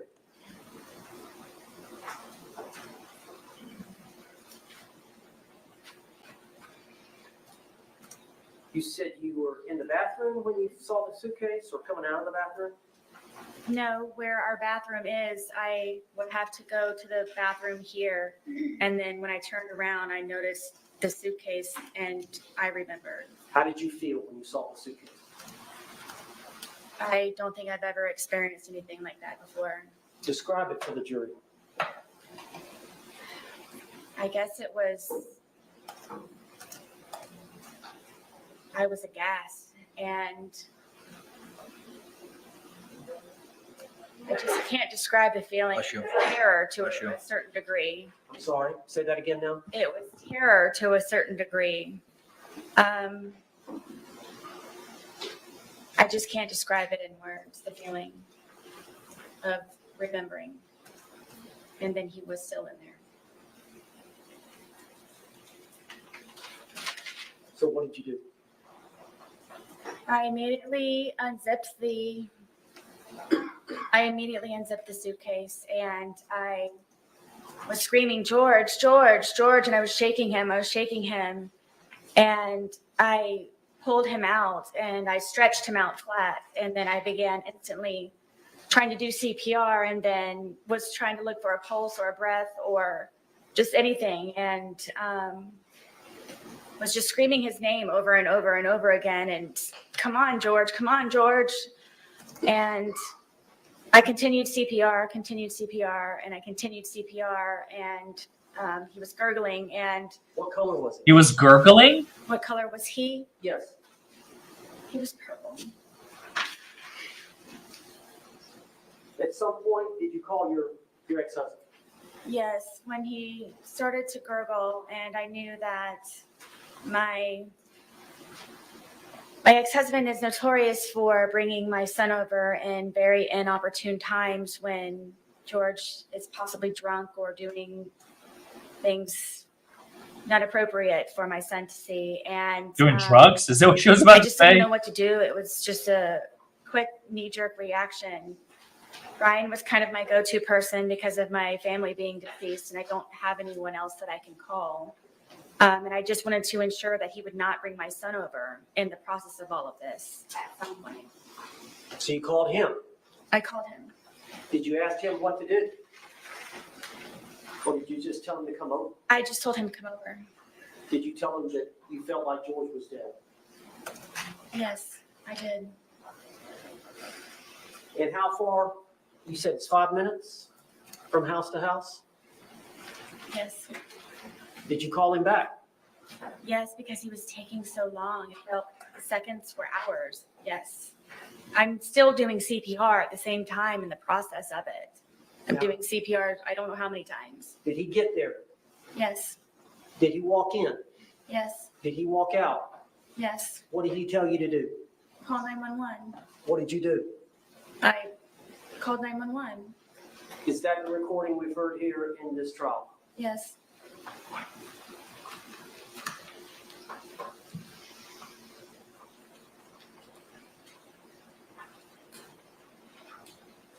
Did you love George? To this day. Why did you love him? George was very passionate. George was a very real person. George was nice to me on the good days. George complimented me.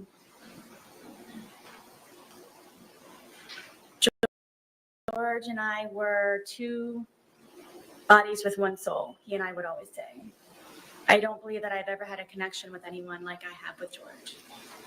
Did you have that connection with your ex-husband? I did not. Was it even close? No.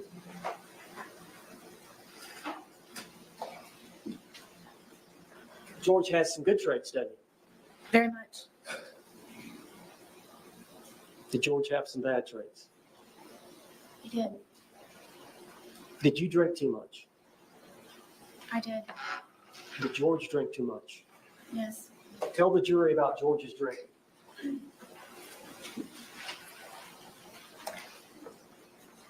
If George was able to, he would drink from sun up to sundown. And me having my son and trying to work and maintain the home and just have a life, a normal life as best as I could, somehow that upset George. And because I had So I killed him? a certain dollar amount from my divorce settlement, at one point it was from wine we could afford vodka. So a lot of the times he would take my car and my debit card and go buy the large, we call them handles, of vodka, which is the big bottle. And sometimes he would finish that all off on his own throughout an entire period of a day into an evening. That's honestly where I thought that he was going to be that morning when I came downstairs, because he's notorious for just automatically already being outside from drinking all the time.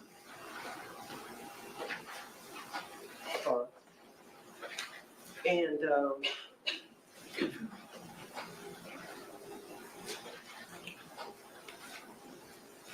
you said you have an alcohol problem. George has an alcohol problem. Yes.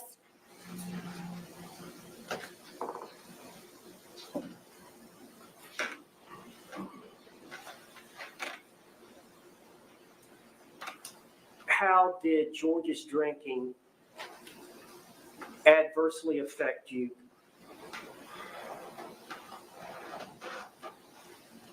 It would debilitate my ability to help him the way that I was always trying to help him, because it would be one good day, a day of survival, and then it would be another day where I'm having to peel him off of me and call 911.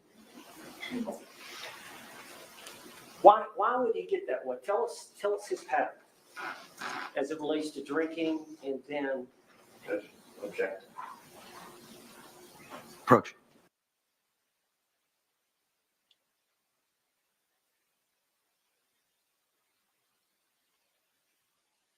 Wow.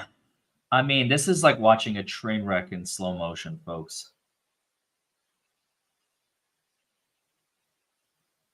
None of this is any way to excuse her behavior, to excuse her lack of any mitigating factors, leaving him in the suitcase overnight. I'm not seeing it, folks. I'm just not seeing it. I think 15 years was a reasonable deal. I think the prosecution could have asked for more time. They chose not to.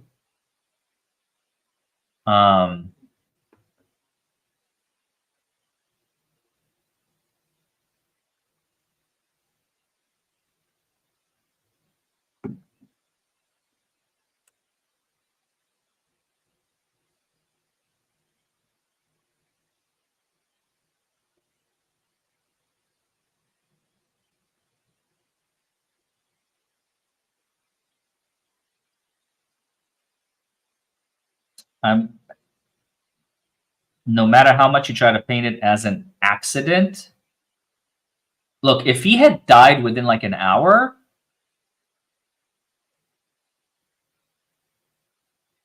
maybe. She left him there overnight. She's culpable.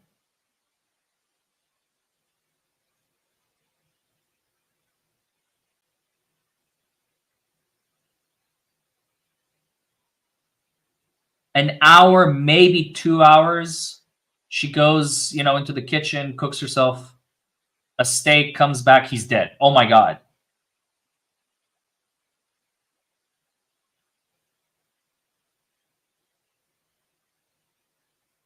Maybe I would give her like 5 years for that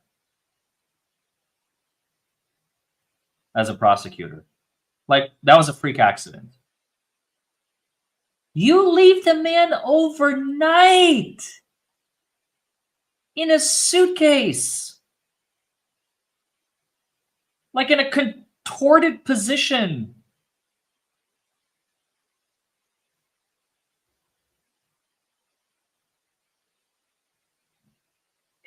You were drunk. Oh, no. Mitigating. No, I don't think it is. Objections overruled. She's for doing now. CPR?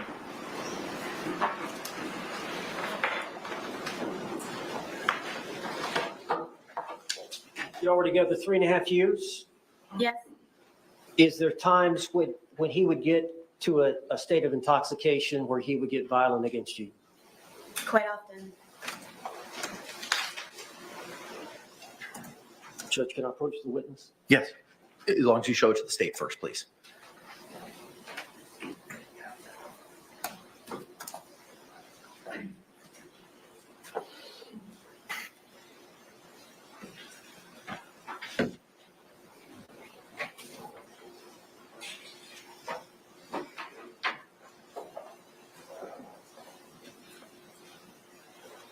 I'm going to show you defense exhibit for identification P.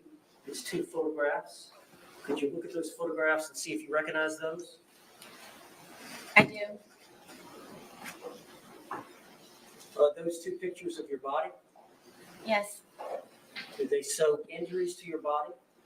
Yes. Were those injuries caused by Jorge Torres? Yes.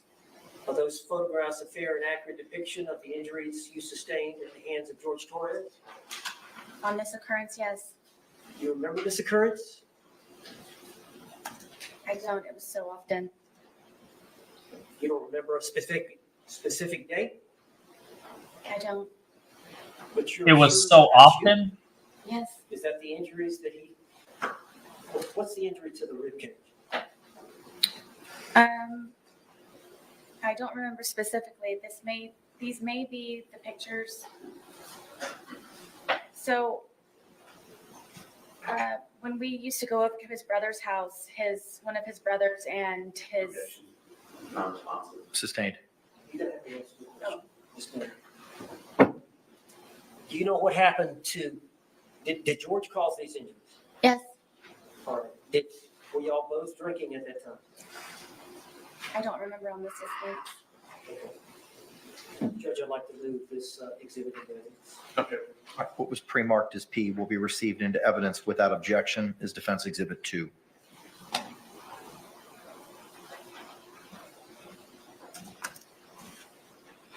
I'm not sure I know how I heard this. Mr. Owens, may I get into tag just a number, please?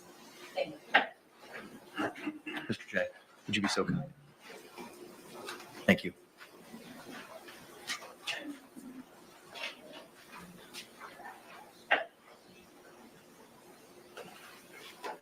And I need to ask permission to publish.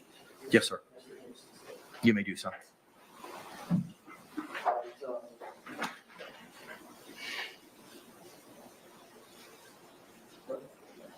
This is nice. Looks like I think there's a wheel on the top where you can use to. There you go.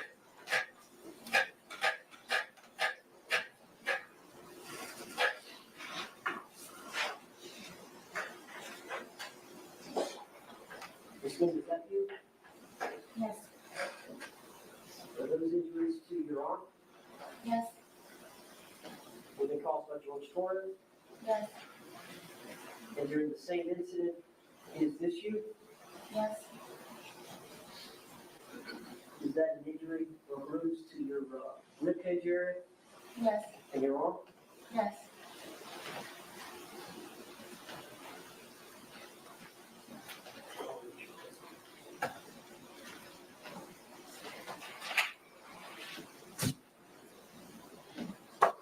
I'll show you identification, defense identification Q. See if you recognize that photograph. Yes. Is that your thigh? Yes. Okay. Do you remember this incident? Yes. Can you tell the jury what happened? I wanted to take my dogs for a walk and get off at the back porch. Were y'all drinking? Yes. And he was upset that I would rather go walk my dogs than sit there and continue to drink. So he slapped my thigh as hard as he possibly could and said that you're not going anywhere. And it was a good smack on my thigh. Is that a fair and accurate depiction of the wound that you suffered as a result of Jorge Torres slapping you on the thigh? Yes. Judge, I'd like to offer Q in evidence. Objection. What was pre-marked as Q will be received into evidence without objection as Defense 3.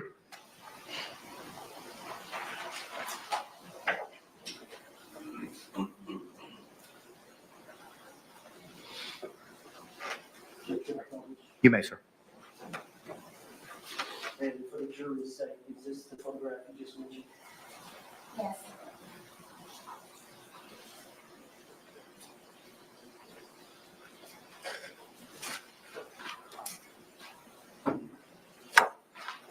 Let's show you identification, defense identification S.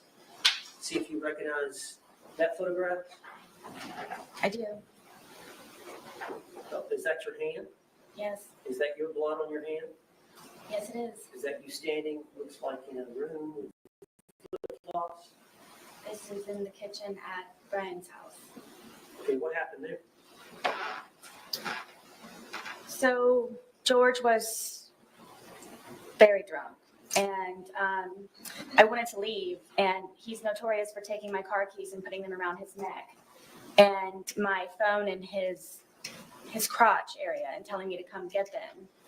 And I really wanted to leave because of how drunk, and I knew the escalation of his anger. I didn't want to be there when it was at its peak. So I tried to take my keys from around him because he kept taunting me to take my keys, come get your keys. And so I attempted to go and get my keys. And so he ended up getting a butcher knife. And I had an opportunity to call Brian to come and help me, to please come pick me up, to come get me. And of course, he brings my son with him. And so I'm in the parking lot asking Brian to please help me get my car keys away from him. And there's neighbors, and it's a scene at this point. And George comes to the doorway of my townhome wielding the butcher knife, saying that, do I curse? Yeah. That no one's going to take her fucking keys. No one's going to fucking come into this house. And he's waving the butcher knife. And I walked up to him, and I just wanted to leave. And my little son, who was, I believe, 7 or 8 at the time, just is screaming, give mommy her keys, give mommy her keys, let her leave. Brian was even trying to negotiate with him, saying, please, you know she'll come back, just let her leave. So I went up to try and take the keys from him, and he was pulling on them, and I ended up pulling harder. And he pulled them back again to try to pull me in the house, and I pulled them even harder, and it ripped my finger. And at one point, I had lost the fingernail, and the tip of my pinky was severely gashed. Judge, I'd like to offer this to the evidence. Okay. What was it pre-marked as, counselor? Just like S, but not court. What was pre-marked as defense S will be received into evidence without objection as defense 4.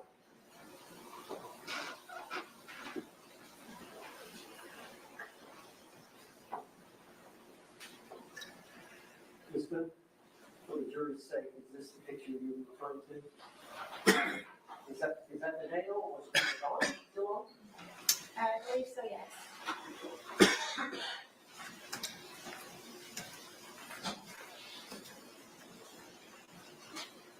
Now I'm showing you a composite identification L, 2 photographs.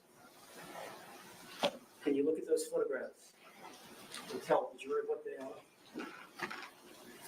I wanted to eat, and while he was drinking, went and made myself, as quickly as I possibly could, a microwave bowl of, I believe it was broccoli and cheddar soup. And I didn't get it out enough time, and he came up behind me and he slapped it out of my hand. And it was a 2nd-degree burn. I went to the hospital for it. Are those fair and accurate depictions of the injury, the burn to your thigh? Yes. We'd like to offer identification L in evidence.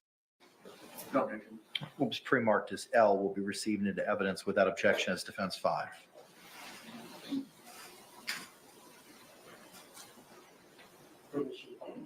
Yes, sir. You had to go to the hospital as a result of these injuries to your thigh? Yes. Okay. It was extremely painful. Is that a depiction of the burn? Yes.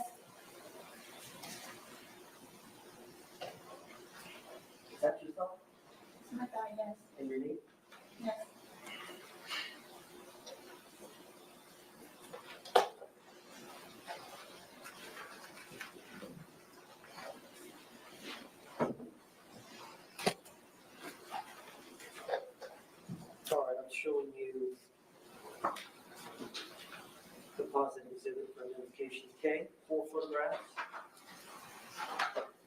look at those all four before commenting?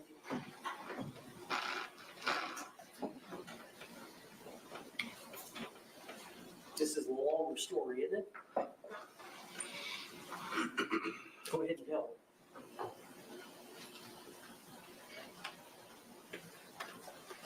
So George stabbed me in my leg. I almost bled to death. All right, well, let's Oh, come on, woman. explain what led up to that. I thought it would be nice to cook a nice steak dinner. We don't have two nickels to rub together, so I thought it would be special to make a steak dinner and baked potato and go above the normal whatever's left over in the refrigerator. And so I spent a lot of time doing that, and George is drinking the entire time, and on the back porch. You were drinking as well, were you not? I was drinking. He was on the back porch while I was in the house and I was cooking. And it was one of those where maybe if I start making dinner now, it will be over at a particular time and we can go to bed at a reasonable time. And I even put it in the bedroom and had a movie set up for us to watch. So it would just kind of be dinner in bed. And then he came upstairs and saw that I had made the steak dinner, and I don't know how to describe how drunk he was, but it definitely was not George. And had him come lay on the bed, sit on the bed, and, you know, put the, I got the dogs out, and I presented him with the steak dinner and sat down and was getting ready to start playing the movie. And he starts being very rude and cursing the steak and finding fault with it. And then, you know, I'm having to encourage him to eat. You know, if you want me to cut it up for you, I will cut it up for you. Did you want some more sour cream for your potato? What can I do to make you happier? And then he started to pull on me and kept saying that, excuse me, that I just want to fuck you on the steak and fuck you on the potatoes. And I took offense to that, and I kept trying to encourage him to eat. I started to eat. Is this just him really drunk and saying nonsense? I don't know why he was so angry that day. I don't know if it's because I got steak. I don't know. Most of the time I don't know the reason why. I couldn't take it anymore.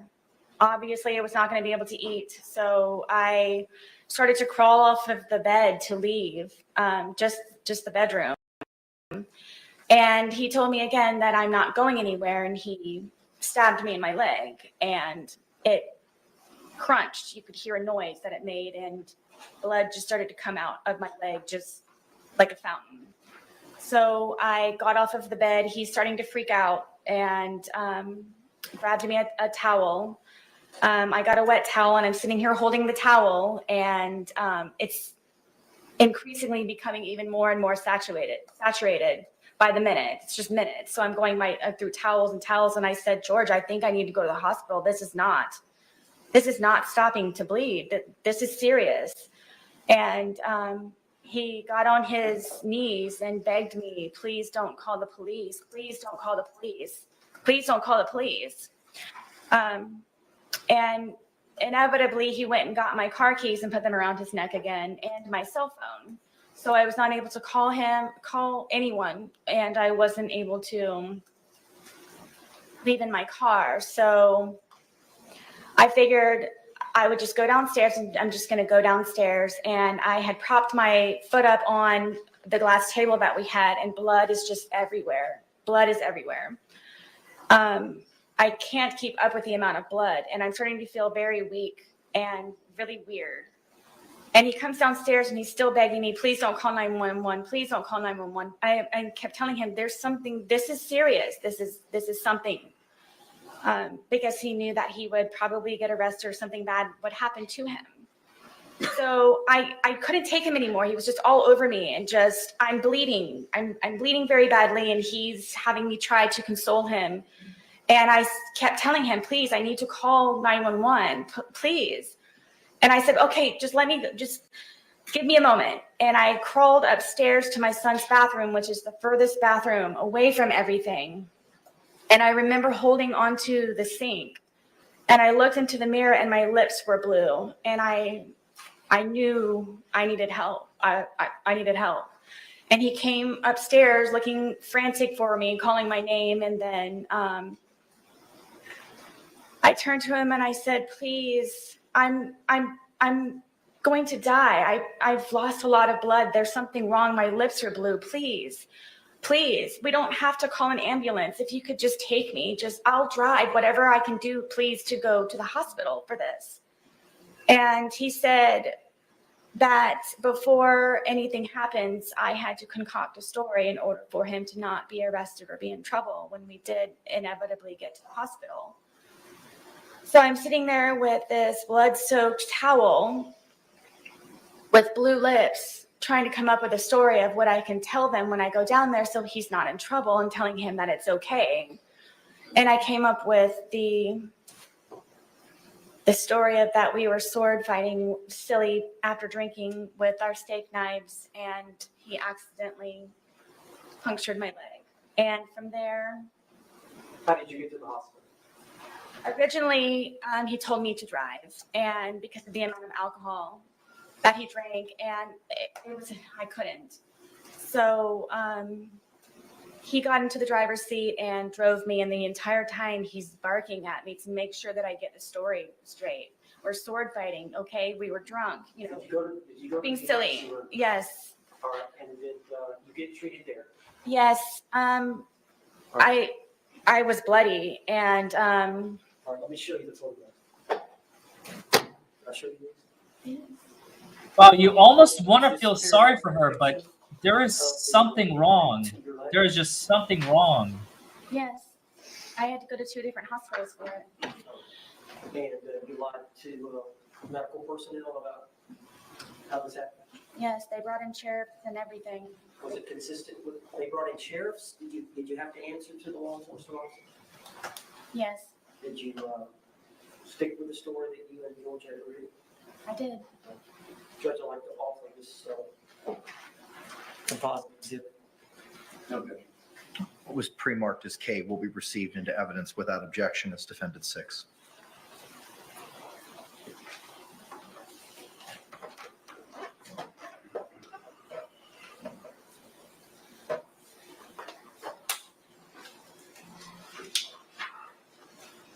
You may publish, sir. Thank you.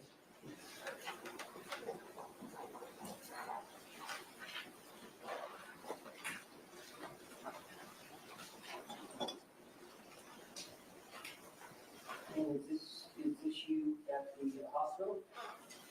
Yes.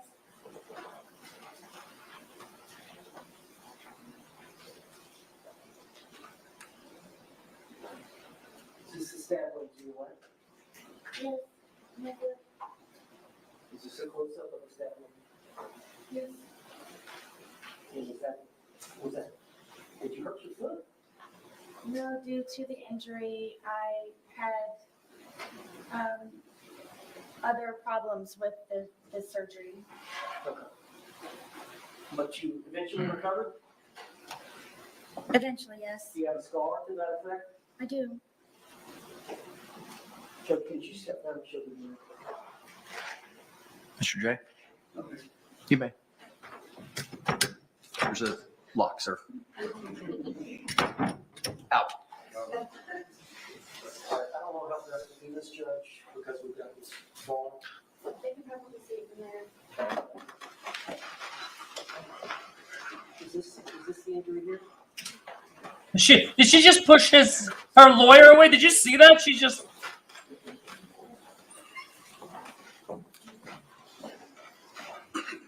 Did you guys catch that? She was like, get off of me. Move away.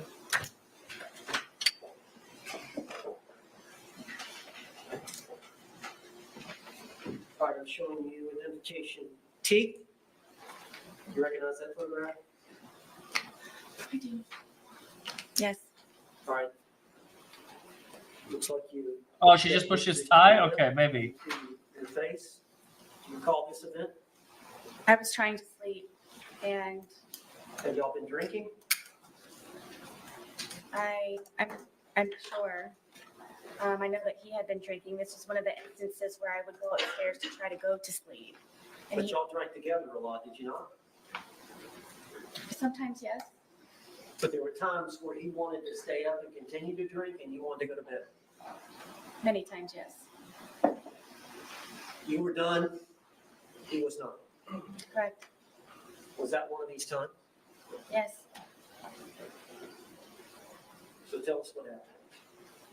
I'm sleeping in the bed, sound asleep, and he comes into the room and grabs me by my hair a lot of the times. And from here, he scratched me from trying to grab me, and then grabbed my hair and pulled me off of the bed, and then raked my face across the carpet.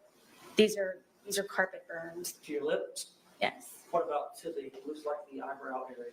That's from where he, from grabbing me, scratched me and got a hold of me by my hair.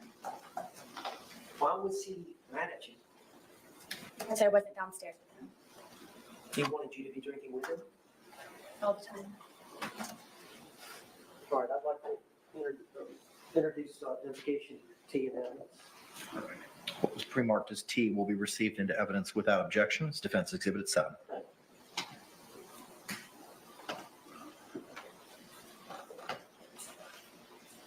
Oh, permission. Oh. You may, sir.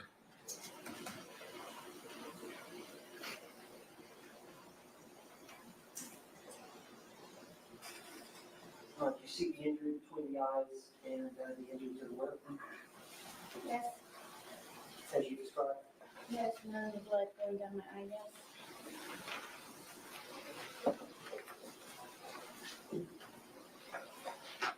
Showing you would have been marked as exhibit for identification, or defense exhibit. You for identification? Yes, Can you describe that photograph? I can. Go ahead. This was the first time that I ever called 911. George and I had gone to a bar across the street within walking distance, and at some point, I asked a guy, or he asked me, somehow or another, it was over a cigarette. And he left, and I didn't know where he went, and the bartender said, oh, he left. He took your car and he left. So, Why would he do that? well, I found out when I got home, it was because I spoke to another man. And so I paid the tab and I walked home, and he's sitting on the back porch with the handle of vodka. And I was walking on eggshells and terrified and kind of treaded lightly when I came in, and he acted all natural and fine. So I didn't know the reason why that he had just gotten up and left with my car. So then he calls me a whore, and then he calls me a slut, and then he calls me a cunt, and gets up and pushes me. And he pushed me with both of his hands so hard that we have this little area where our washer and dryer is, and there are metal doors that are on it. And he pushed me into the metal door. And then I fell back, and he got his knees on top of me on my arms here, so I was pinned down, and was starting to strangle me and hit my head up against the metal closet over and over and over and over and over it again, and calling me a fucking whore and you're such a slut and fuck you and everything. And my tongue was flopping out of my mouth, and I thought I was going to bite my tongue off. And because of the amount of noise, I guess, my head was making on the metal door, he slid me down and got back on me, and then started to strangle me again. And it was on, we have carpet, but it's like concrete. And I was able to get my arms out from underneath and grab his throat and get him off of me. So I got him off of me and I pushed him off, and he came up and he goes, "You fucking bitch." And he stomped my face. And the next thing I know, I woke up. I obviously Did you get blacked knocked out. down? I'm obviously, I guess, yes. And he was passed out on the floor. And I woke up frantic looking for my phone, and I immediately called 911. Okay. The police arrived on that incident? Yes, they did. Is this a fair and accurate depiction of the injury you sustained as a result of him kicking you? Stomping, yes. It was a stomp? Stomp. With his All I heel? saw was his heel. This is, yes, this be identification you be admitted together. Okay. What was pre-marked as you will be received without objection is defense 8.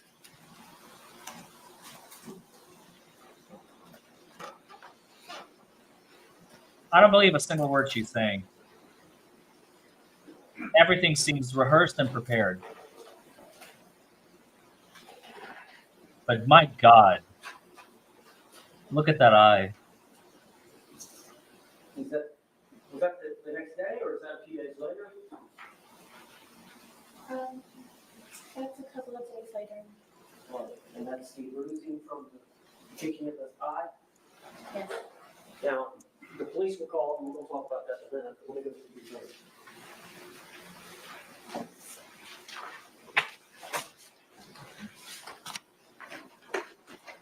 Showing you identification V defense. Could you recognize that? You have to speak up. Yes. Can you identify that picture? Yes. Is that your leg? Yes. And is that was like the injury to your knee? Yes. Is that a fair and accurate depiction of the injury you sustained to your knee? Yes. Do you remember how that happened? Yes. Can you tell the jury? You think that's makeup? I was trying to Possible. get off of the back porch, and he grabbed me and pushed me, and it Buckle was up, a Q. rock or a really sharp piece of mold from him grabbing me and pushing me onto the ground, and I guess I just happened to hit my knee just right on whatever it was. Were y'all drinking? Yes. Why did he push you? Because I wanted to get off of the back porch. He wanted to stay out there? Yes. He wanted you to be with him? What's the deal with him wanting to be with you all the time? Insecurity, I guess. I don't know. I don't know. Objection, speculation. And then some, yes. All right, I'd like to introduce an evidence identification.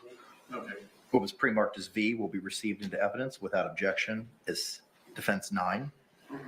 Now, Ms. Boone, were you treated for this, or did you self-treat?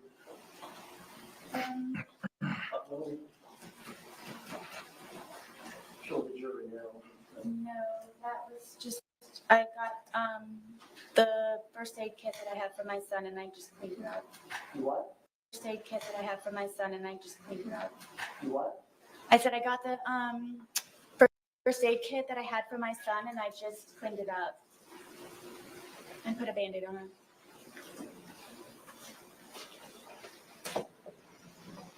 I'm showing you identification W. Defense identification. You recognize that photograph. What is that photograph of? This is a photograph of my arm. And is that a fair and accurate depiction of the arm with some type of injury? Yes, Do you remember this attempt? multiple times, yes. Well, I'm talking about this isolated event where this photograph was taken, the injury you sustained. Yep. Who injured your arm? Jorge Torres. Do you remember this event? Yes. Can you tell the jury about it? This was one of the instances where I would try to pull away from him, and I don't know how my arm started to do this, but from him pulling from this way, how hard he would pull, with me trying to struggle to get away from him, it would leave these bloody under the skin splotches. So he wouldn't hit you sometimes, he would just grab you and pull you. Yes, from me trying to pull away from him, that's the point of it doing this. from me pulling away from him. Now, this is one of the many times y'all are both intoxicated. I mean, I can't say for sure, but yes, but whenever it would happen, yes, I would be drinking. Identification W in evidence. What was pre-marked as W will be received into evidence without objection as Defense Exhibit 10.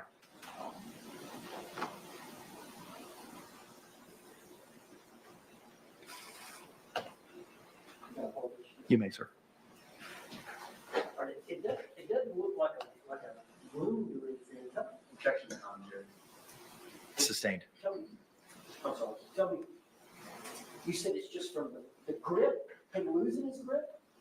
Yes, it would be from me pulling away from him, and whatever under the skin it was that it was disturbed from the amount of pressure of him holding and then pulling from me would create those on my arms. Okay.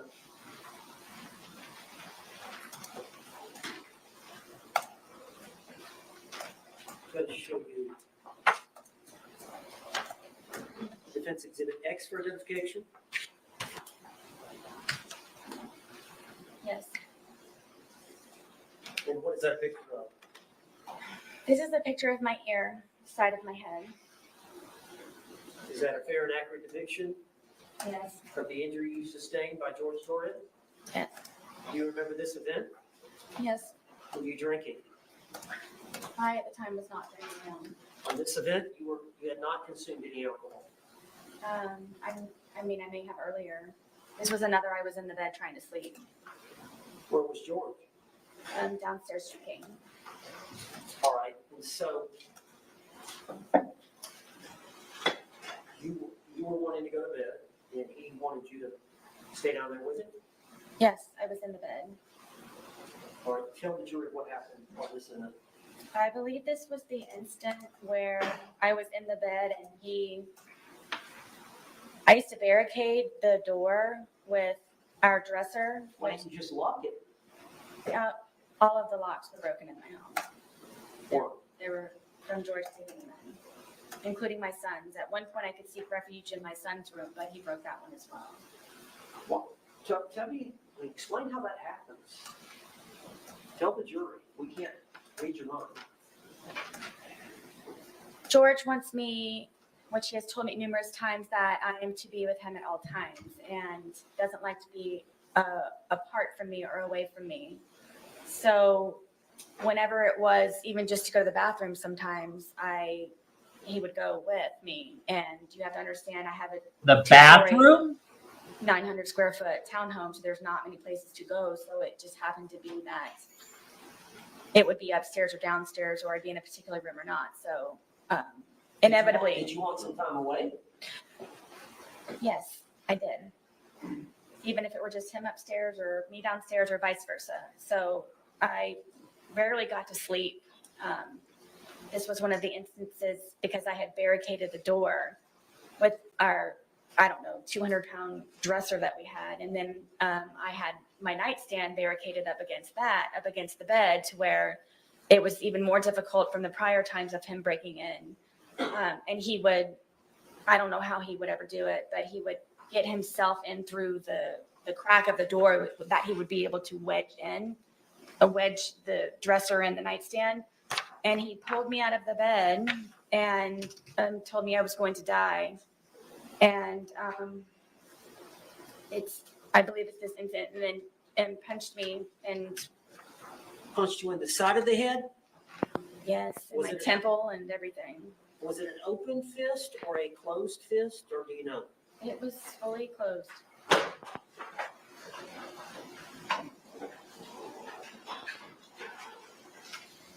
Like identification X introduced in the What was pre-marked as X will be received without objection as Defense Exhibit 11.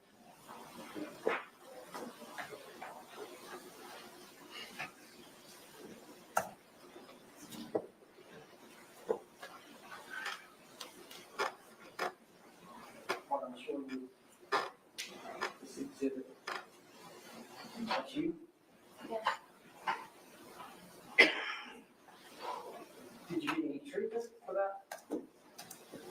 Medical treatment? I know the police came, but I don't remember. I remember it hurt for a good solid 2 weeks after that. Was this one of the incidents where the police were called? Yes.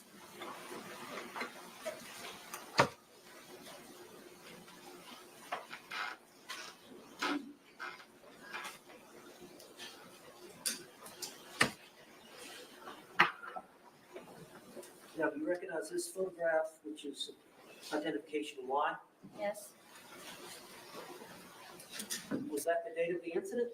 The date of this event? No, it happened prior. I mean, but this picture that was taken of the, This picture was taken, would have been taken February 24th of 2020. yes, And do you recognize that as your close-up facial? yes, Is that a fair and accurate depiction of how your face looked on February 23rd of 2020? yes. What's the significance of this picture?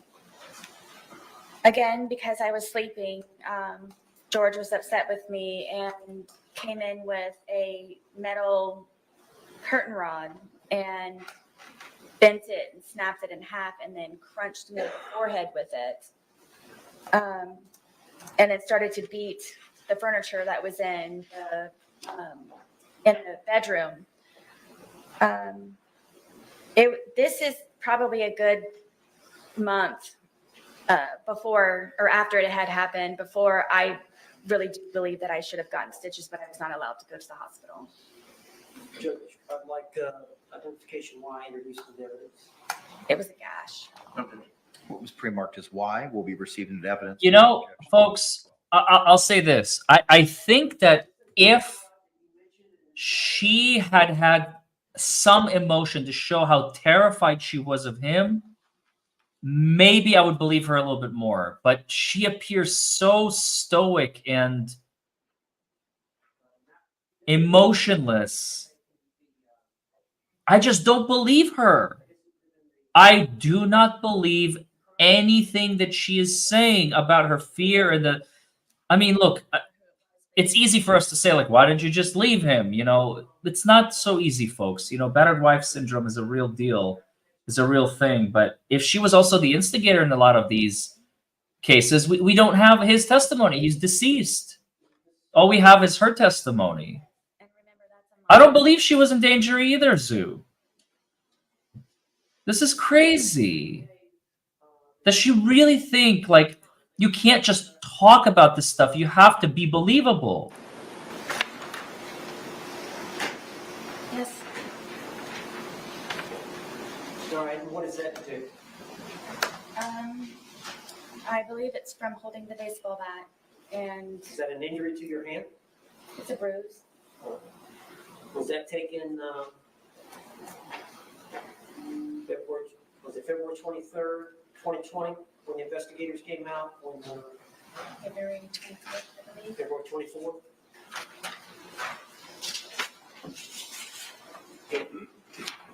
I'd like to introduce identification law to the evidence. Well, it's not hearsay. To answer your question, it's not hearsay because she is testifying from her own experience and her own memory. Defense 13. It would only be hearsay if she is saying like things that he said, George. Yes, sir. But she's saying what he did, and she can show evidence of that. That's why it's not hearsay. But February 24th of 2020, is that what you were wearing? Is that you? Yes. Okay. And there's some discoloration up here of your palm. You see that? I do. Is that from you jabbing him with a baseball bat? Sustained. Do you know how you suffered that injury? I believe it's from holding the baseball bat. When you poked him with it? Yes, trying to get his hand back in.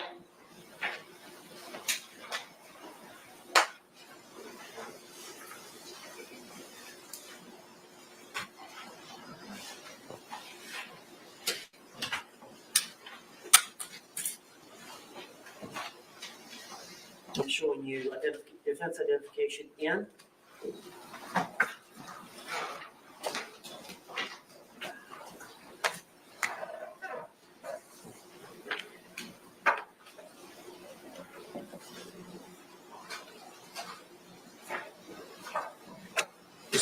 photographs. Can you look at those? See if you recognize them.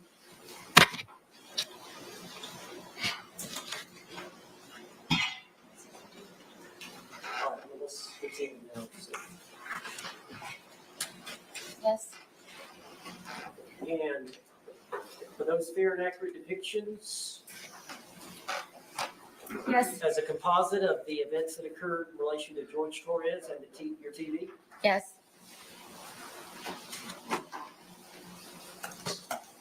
Yes. All right, are those stills of a videotape that you took? Yes. And is that videotape, was it on your phone? Yes. So when law enforcement sees the phone, they would have had access to this video? I believe so. Yes. And tell me about it.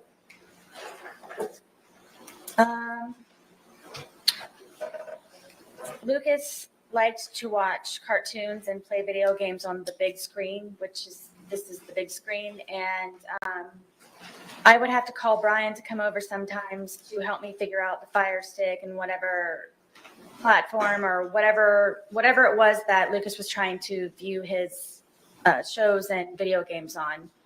And I don't remember how George found out that Brian had come over. I believe because it was actually fixed and he knew that I didn't know how to do it. Found out that Brian had come over to fix it, and Was he jealous of Brian? I don't know if he was jealous of Brian. I think that he had a fear that I somehow would go back to Brian. So I think by Brian helping me with things for Lucas, he just didn't want him to be interacting with me at all. So Lucas wasn't over here this day, was he? No. Brian wasn't over here this day. He may have been, I can't remember when he actually fixed the television for Lucas. But y'all were drinking this day. I know he was for a fact, yes. Chances are you were. Probably so, yes. Okay. I would agree. So how did it end up badly? He accused me of sucking Brian's dick and told me that he was going to break my face with the bat and that he was going to make me unrecognizable to my son with the bat. And then told me that he's going to destroy my fucking television. And then I was going to remove it from the apartment. And if I didn't, I was going to be, again, unrecognizable to my son. So did he grab the bat? Absolutely. He already had that in his hand, and he told me that I had to videotape it. Did you videotape it voluntarily? All right, but there is a video, but I'm going to go ahead and ask Judge if I could introduce this identification of these 5 photographs into evidence. Okay. Is it O or N? I have O in a composite with 5 photos, and I have a single photo. We're moving in O. Okay. All right. What was pre-marked as O will be received into evidence without objection as defense 14.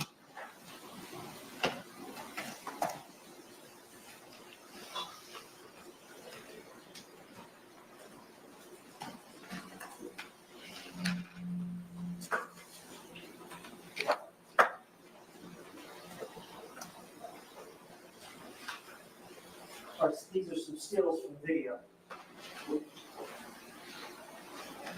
This was George that particular day holding the bat. He was telling me that I'm going to take the television out once he destroys it. He wanted you to take the television out? That or I was going to help him, but either way, I was taking it apart and removing it.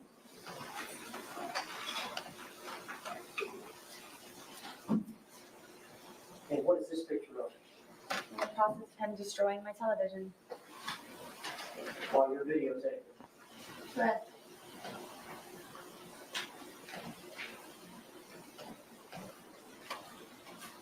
Is that the result? No. After that, he ripped it off of the TV stand. Did you later pass out? Like he usually does.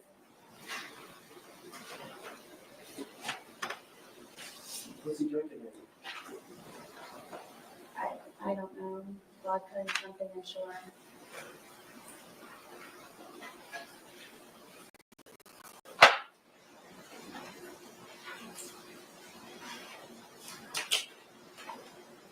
I swear, if she gets off on battered wife syndrome, this is bad news for everybody around. Did you recognize that? It's my living room in the stairwell. Was that a photograph taken by a crime scene? Correct. Is that a fair and accurate depiction of your living room and stairwell? Yes. And let's try to introduce this as identification 9 as an exhibit. It's pre-marked as M, correct? It's got N. N, I apologize. What was pre-marked as N will be received into evidence without objection as defendant's 15.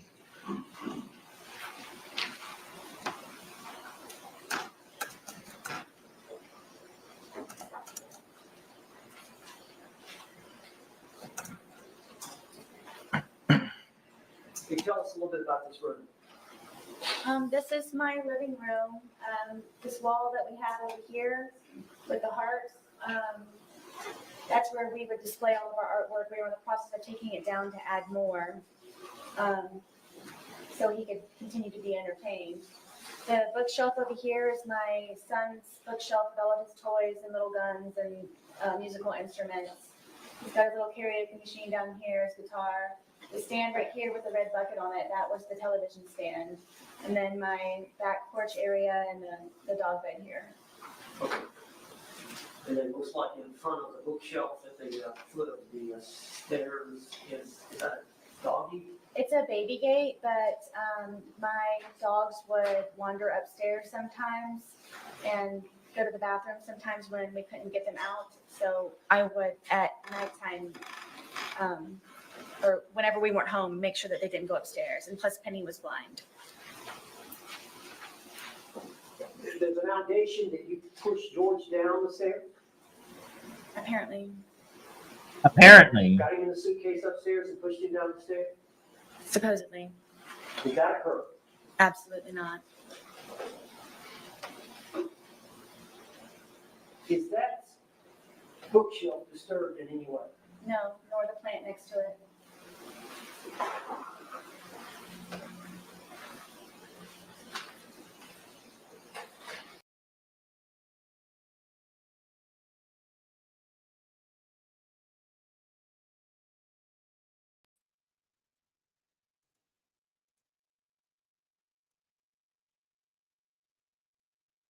On the back porch with my dogs, and as you can see that we are both drinking. All right, who's taking the picture? I'm guessing George is, or maybe it's one that Lucas, no, Lucas wasn't on here, so it had to be George. How can you tell y'all are drinking? Because there's a cup here and then he has a beer. All right. And there's 2 dogs, there's one sitting next to you. Who's that? That's Penny, she's the blind dog. I used to have to pick her up to put her somewhere so she would stay there because she was unfamiliar with the area, especially since we moved from my marital home to the townhome. So most of the time Penny would be close or next to me. Who's next to the film? This is little guard dog Tess. She was the deaf dog. And this is the fence here. Well, I'll show them. Okay. But this is Tess, and then this is deaf, blind. Penny and Tess. All right, and then the second one. This is Tess on the back porch, taking a nap. She was never far from me. All right, when George was sober, how did he treat the dogs? Nice. I don't know if he was a pet person, but I mean, he was nice. If I needed him to feed them, he would feed them. Were there times when George was drinking where he would threaten to harm the dogs? all the time. You're gonna have to tell the jury. One of the worst threats was Penny being blind. He would actually leave the gate open in the back. He wouldn't threaten me to do it. He would actually do it on nights that I had to go up to sleep or I fled the night before or something. And would tell me that he hoped that I would come back and find her bloated body dead in the pond across the way from our townhome. And Tess was notorious if I wasn't there to go look for me, and would say that he would hope that I would have to scrape up her dead body from the street that was out in front of our apartment complex. Why was George upset with you? Why would he threaten to harm the dog? Anything that he could get to try to have some type of hold over me. Control. And he knew I loved my dogs very much, especially that they were handicapped. Were they afraid of him? And yes, Penny would hear his voice and instantly go underneath the dining room table that we had. Tess was always fractious and very, very quick with his movements, but she was never far away. They never showed their teeth. They never growled. Tess would occasionally bark, but it was very rare. And he used to kick them and just... For what reason would he kick them? Penny would try to find me because she's blind. Speculating in the mind of the dog. Sustained. I'd like to move identification in and evidence. Any objection? What's pre-marked as M will be received into evidence without objection as defense 16.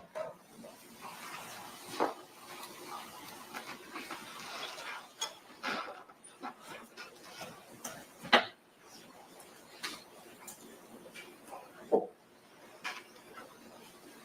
right. Can you describe this for the jury? This is again is our back porch, and this is the fence that I made for the dogs to have a little bit extra space. Penny is next to me. She's the blind dog, and then Tess is down here at guarding the gate. Are these fake rabbits? Is that Yes. here? I used to call my son when he was a baby. He was my bunny rabbit. Overruled.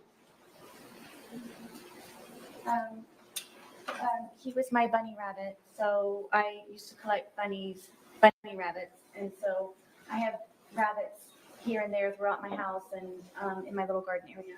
All right, this is the alcohol y'all consume, Yes. and this is a close-up of which one? This is Tess. She's the deaf dog. How old were these dogs at that time, 2020? Gosh, maybe 9, maybe 10.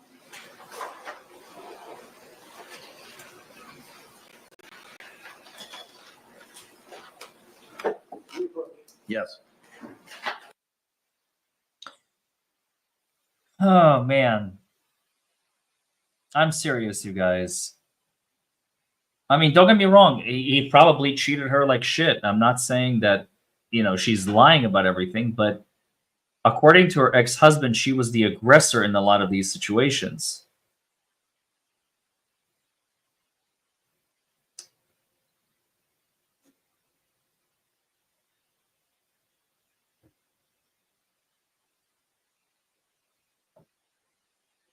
And even if, again, you have to remember, even if all of this is true and all of this is accurate, so what? So he deserved to die? Come on. At the end of the day, it's not an assault case, folks. It's a murder case. She didn't beat him up in retaliation. She sent him to the morgue.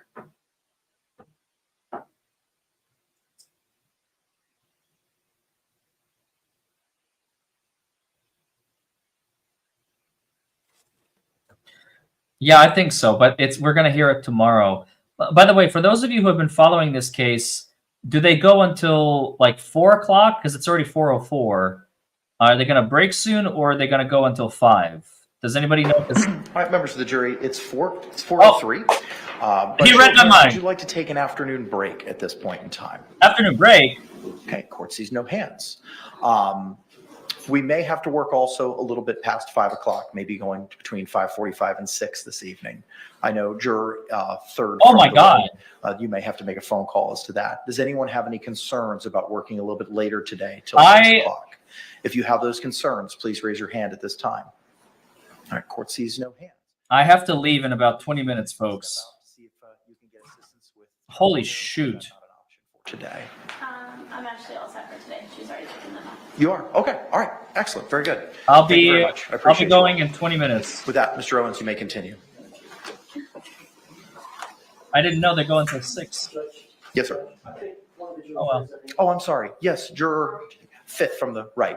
Are we going to get a break before the 5:45 work? Because if not, then yes, I would like a break. Then I tell you what, let's go ahead and take it at this time. We'll give you all a 15-minute recess. It's 4:04. Hang on, don't leave yet. I got to tell you a couple things.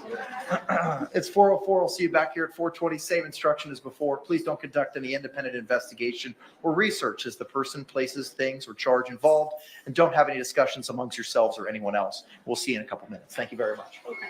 Jury exiting.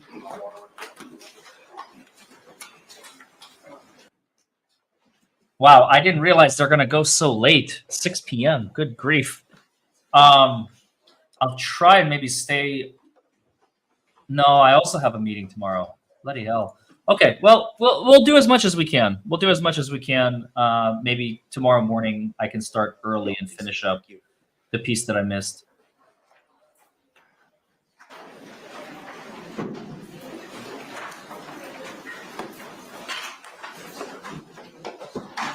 If Ms. Boone needs to use the facilities, we might as well take advantage of that at this time. All right, court will be in recess till 4:20. Thank you. Okay. All right, folks.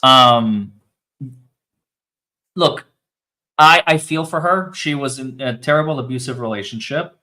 I can understand maybe to an extent her behavior, the way that she was acting.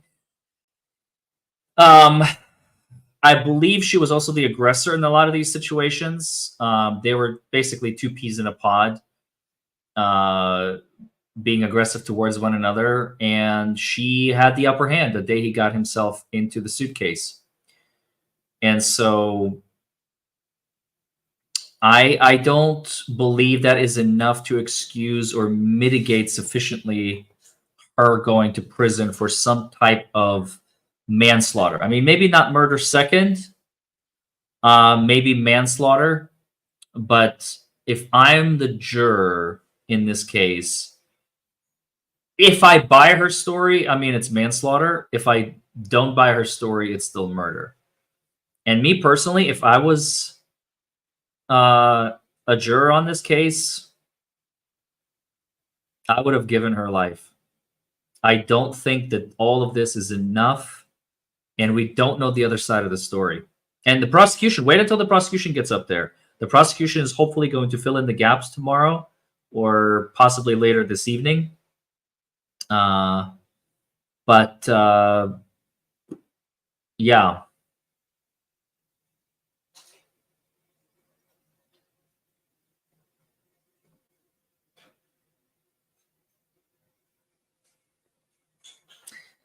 All right, folks. I will see you all tomorrow. Sorry, I can't stay to finish out this this trial today, but I'll see you all tomorrow.